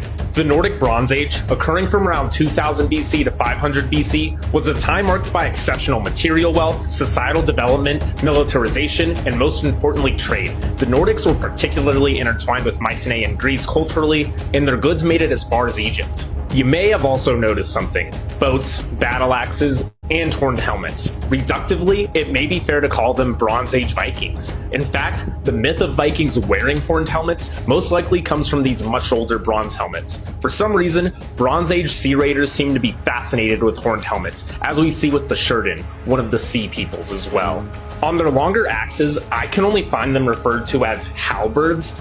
I'll admit that this stumps me, as I thought the defining feature of a halberd was that it had both an axe. So I'm gonna say that he's going into the, but I mean, here's the thing. Basically, white people are delineating from whiteness. They're delineating from this amorphous, ambiguous, we're white to, no, I'm Italian, I'm Irish, I'm Scots, I'm Norwegian. My people are from Poland. And I think that's pretty cool.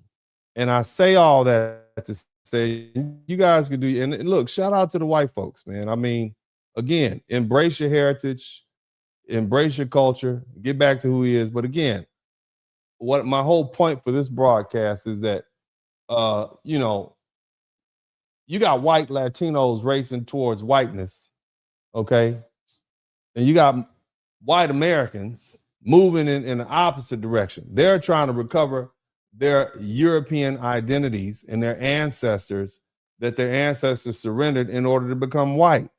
They're rediscovering that they were not originally one undifferentiated group of people. They were Norwegian, they were Swedish, they were Danish, they were German, They were Irish, they were Scots, they were Welsh, they were English, they were Polish, they were Italian, they were Greek, Serbian, Croatian, they were from the Czech Republic, they were French, they were Dutch, and many other distinct European peoples with their own language and religious traditions and cuisines and family systems and music and dances and literature and mythology and customs and ways of understanding the world. Whiteness flattened those differences into one political identity. These people are as diverse ethnically as anybody else, okay?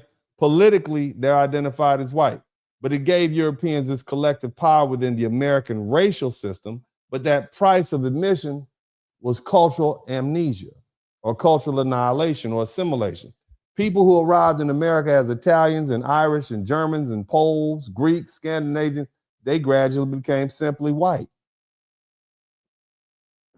Their children lost languages, their grandchildren lost traditions, and their descendants forgot villages and songs and rituals and family histories and regional identities. They gained access to an American racial category that puts them in a higher social caste, but they lost contact with the cultures that made their ancestors actual people. You understand? And that's why we now see a growing interest in genealogy, ancestral DNA, European national teams, old family recipes, Celtic festivals, Italian cultural societies, Polish heritage organizations, Nordic mythology, German traditions, and travel to their ancestral homelands. Many Europeans descended Americans are beginning to realize that this white thing is not an ethnicity or nationality or a language, homeland or religion or culture. Norway, Sweden, Ireland, Italy, Poland, Greece, Scotland, Germany, those are places with cultures. White does not have culture. Whiteness is a political classification created to organize power inside of an American racial caste system. And my question to y'all, was it worth it? You understand? Here, let me hit you in the crawl. Even the religious history proves the point. Christianity is not a European religion. It didn't originate in Europe. It arose from a Jewish religious tradition in the Middle East. And then it later spread into Africa and then went to Europe. Before Christianity, Europeans followed different religious systems. They were the Norse people. They worshiped Odin, Thor, Freya, and other gods, the Aesir gods. The Greeks worshiped Zeus, Athena, Apollo, and Hera.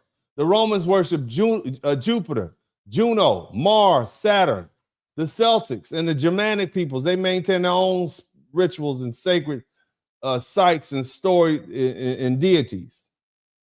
These were distinct people, not one big white race with some unified culture.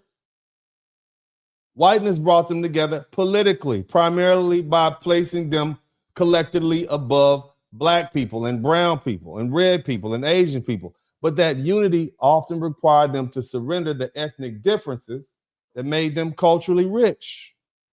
Was it worth it? Was it worth it? All the white people in the audience that are looking, was it worth it?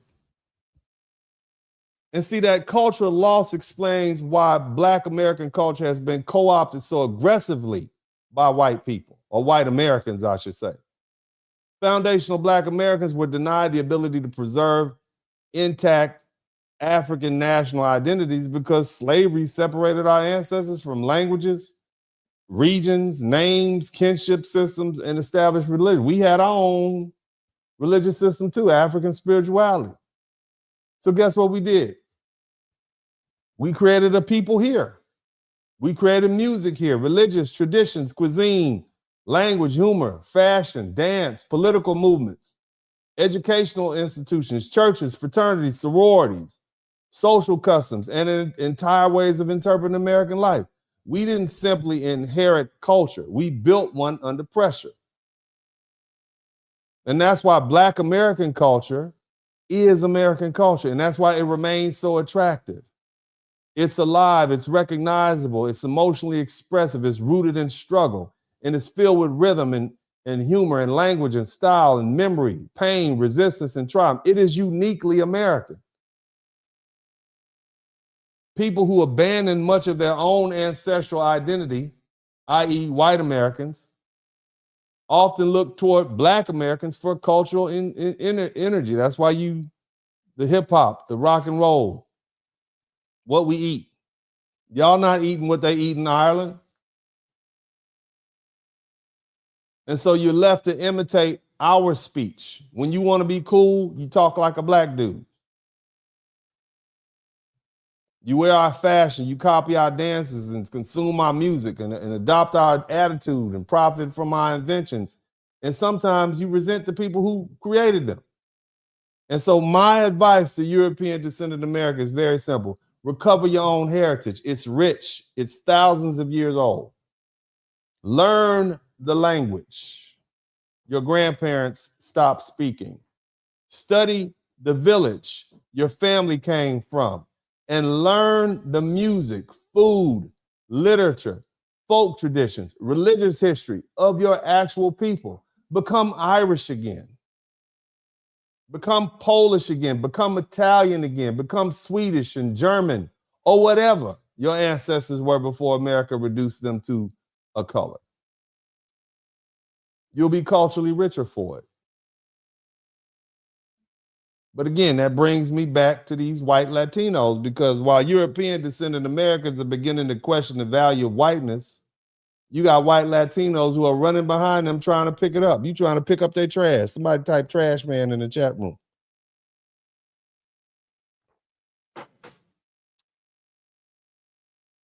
White Latinos are running behind white folk trying to pick up that. They're treating whiteness like a valuable inheritance when it's increasingly becoming abandoned property. They're picking up leftover trash. They're picking up leftover trash that has failed. They're not inheriting a living culture. They're trying to inherit the remains of a political category whose original beneficiaries are increasingly uncomfortable defending itself. This whiteness thing is covered in blood. That's what you need to understand. Who wants to grow up in that legacy? You got white kids that don't even want to hear about white American history because it makes them feel bad. They won't even teach it anymore. Think about that. Why would a child want to embrace that? You wonder why you got so many white folk running away from their own history? Why they can't embrace it? Look at the blood on their hands. If you white American, that means you're responsible for slavery. You're responsible for the atrocities against the Native Americans. Hell, the Eastern Europeans didn't have anything to do with that. They weren't involved in the slave trade. We always try to, and I don't want to go off on a tangent, it was the British and the Spanish, largely. And the Portuguese were involved, and the Polish didn't have a damn thing to do with that. The Polish, what did we do? The Germans wasn't even Germany. There was no Germany. It was just a bunch of little enclaves. Hell, the British colonized the Irish. The Irish didn't have anything to do with slavery, but they fall into the category of white Americans, so now they all get lumped in the same category, colonizing. But most of these European countries didn't even colonize anybody. Think about that. So when you say colonizer, you're really talking about largely Great Britain. Shout out to all the Brits. You call about England. You see? So when we put all white people in the same category as colonized, the Czechs didn't have anything. The Romanians did. Hell, they were getting whooped on too. All white people are not equal. Greeks didn't do it. The Romans didn't do it. The Czechs didn't do it. I want you to understand that. Okay? But when you say I'm white American, you inherently, you instantly get that blood on your hands. And that's why you see a lot of European Americans, white people, saying, nah, I'm not going to be white. I'm going to go be a Scandinavian. I'm going to be Norwegian. My grandma was from Sweden, passed me some little wooden shoes.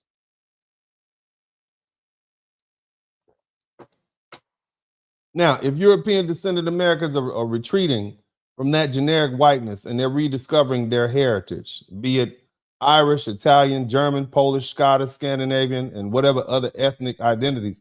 What exactly do Latinos believe they're gaining by chasing that discarded shell? They're attempting to inherit the identity without possessing the institutions that made it powerful. They don't automatically control the centuries-old universities and banks and churches and political families and law firms and neighborhoods and media companies and foundation corporations and inherited networks that converted Anglo-American identity into power. You don't have that here. Checking white on a government form does not make you the fourth generation owner of a law firm or the fifth generation owner of a bank system. It doesn't transfer ownership of this Anglo-American establishment to you. A racial classification is not an inheritance. A census box is not political power. A lighter complexion is not institutional ownership. And anti-blackness is not going to give you a deed to the United States of America. And that's why chasing whiteness is such a dangerous substitute for building durable power. Political acceptance can be withdrawn. Immigration status can be changed. Citizenship can be questioned. History can be minimized, and contributions can be erased. A person can be treated as white when the government wants to deny minority protection and treated as Mexican when the government wants to raid your community. Somebody type ICE in the chat room. You are white when the system doesn't want to acknowledge discrimination against you and Mexicans when the system wants you gone. And that is the trick and the manipulation, and no amount of anti-black rhetoric is going to change that. The United States developed through an Anglo-American political framework, but foundational Black Americans were present from the beginning, and we are an indispensable part of America, its labor force, the economy, its population, its military history, its political conflict, and its constitutional development of the country. We have always been patriots. We are only loyal to this country. This is our country. We were here before the Constitution. The 14th Amendment, we were here before that. We were here before many of the immigrant groups who are now negotiating their place in this nation. We were here before you. We were Americans before America was willing to recognize us as citizens. That's why Black American history is not some optional minority chapter added on to the American story. It's the American story. Our enslavement shaped the Constitution. Our labor generated national wealth. Our resistance produced constitutional amendments. Our lawsuits transformed civil rights. Our military service defended the country. Our music and language became American, and our political struggle expanded the citizenship and equal protection for every group that came afterward.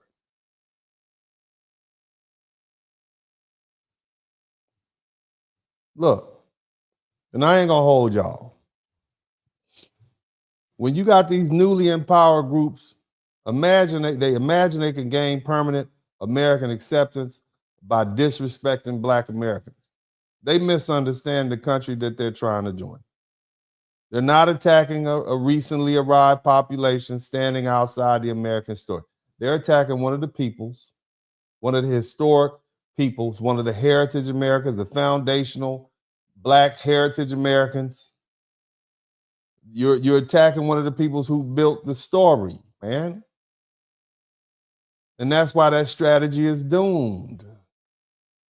America periodically reminds Latinos and Asians and everybody else that their acceptance is conditional.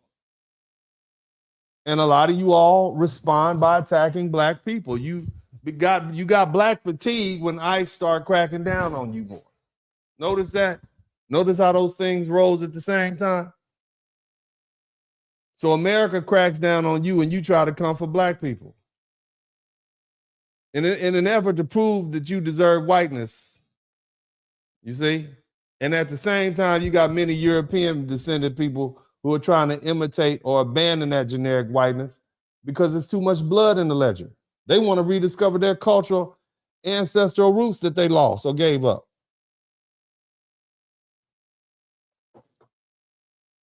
They're chasing something that has never fully protected them, using anti-blackness as their application, while the people who originally benefited from that identity are walking away from it. That's not progress or advancement or power. It's running toward a house that's on fire, right? And you see other people running out of it. Shout out to Bango Wolf. Their future is not going to be secure by pretending that they're white Americans and trying to erase the Afro-Latinos and attacking foundational Black Americans and chasing lighter skin and seeking European approval or pursuing access to some political category that can be withdrawn whenever the country needs another deportation campaign. The durable power comes from building institutions like we did. That's what our HBCUs are for. That's what our historically Black colleges have done for us. That's what our Black churches and religious institutions have done for us. That's what our Black neighborhoods have done for us. Institutions. You all don't have institutions. Black people have institutions. White people have institutions. You all don't. The Asians don't have institutions. The Hindus don't have. They try to build a temple up in Frisco, Texas. We changed the law to get the Hindu temple taken down. You see what they're doing to them?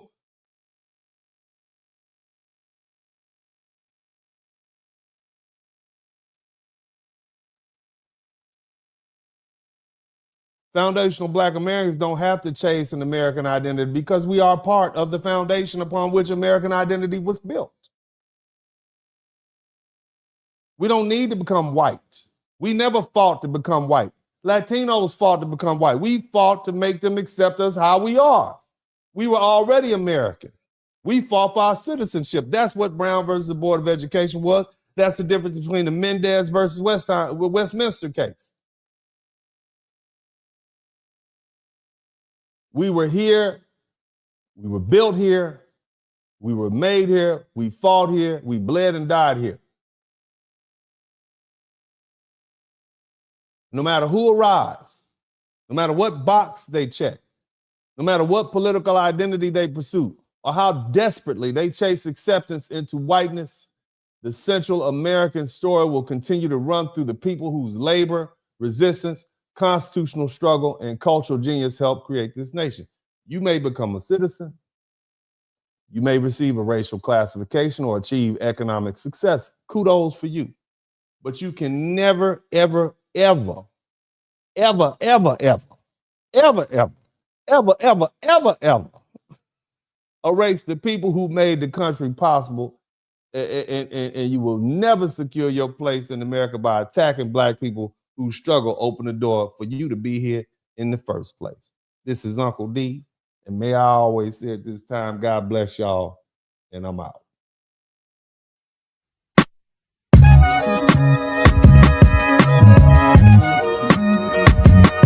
Dennis Spurling Podcast. Hit the like button, subscribe.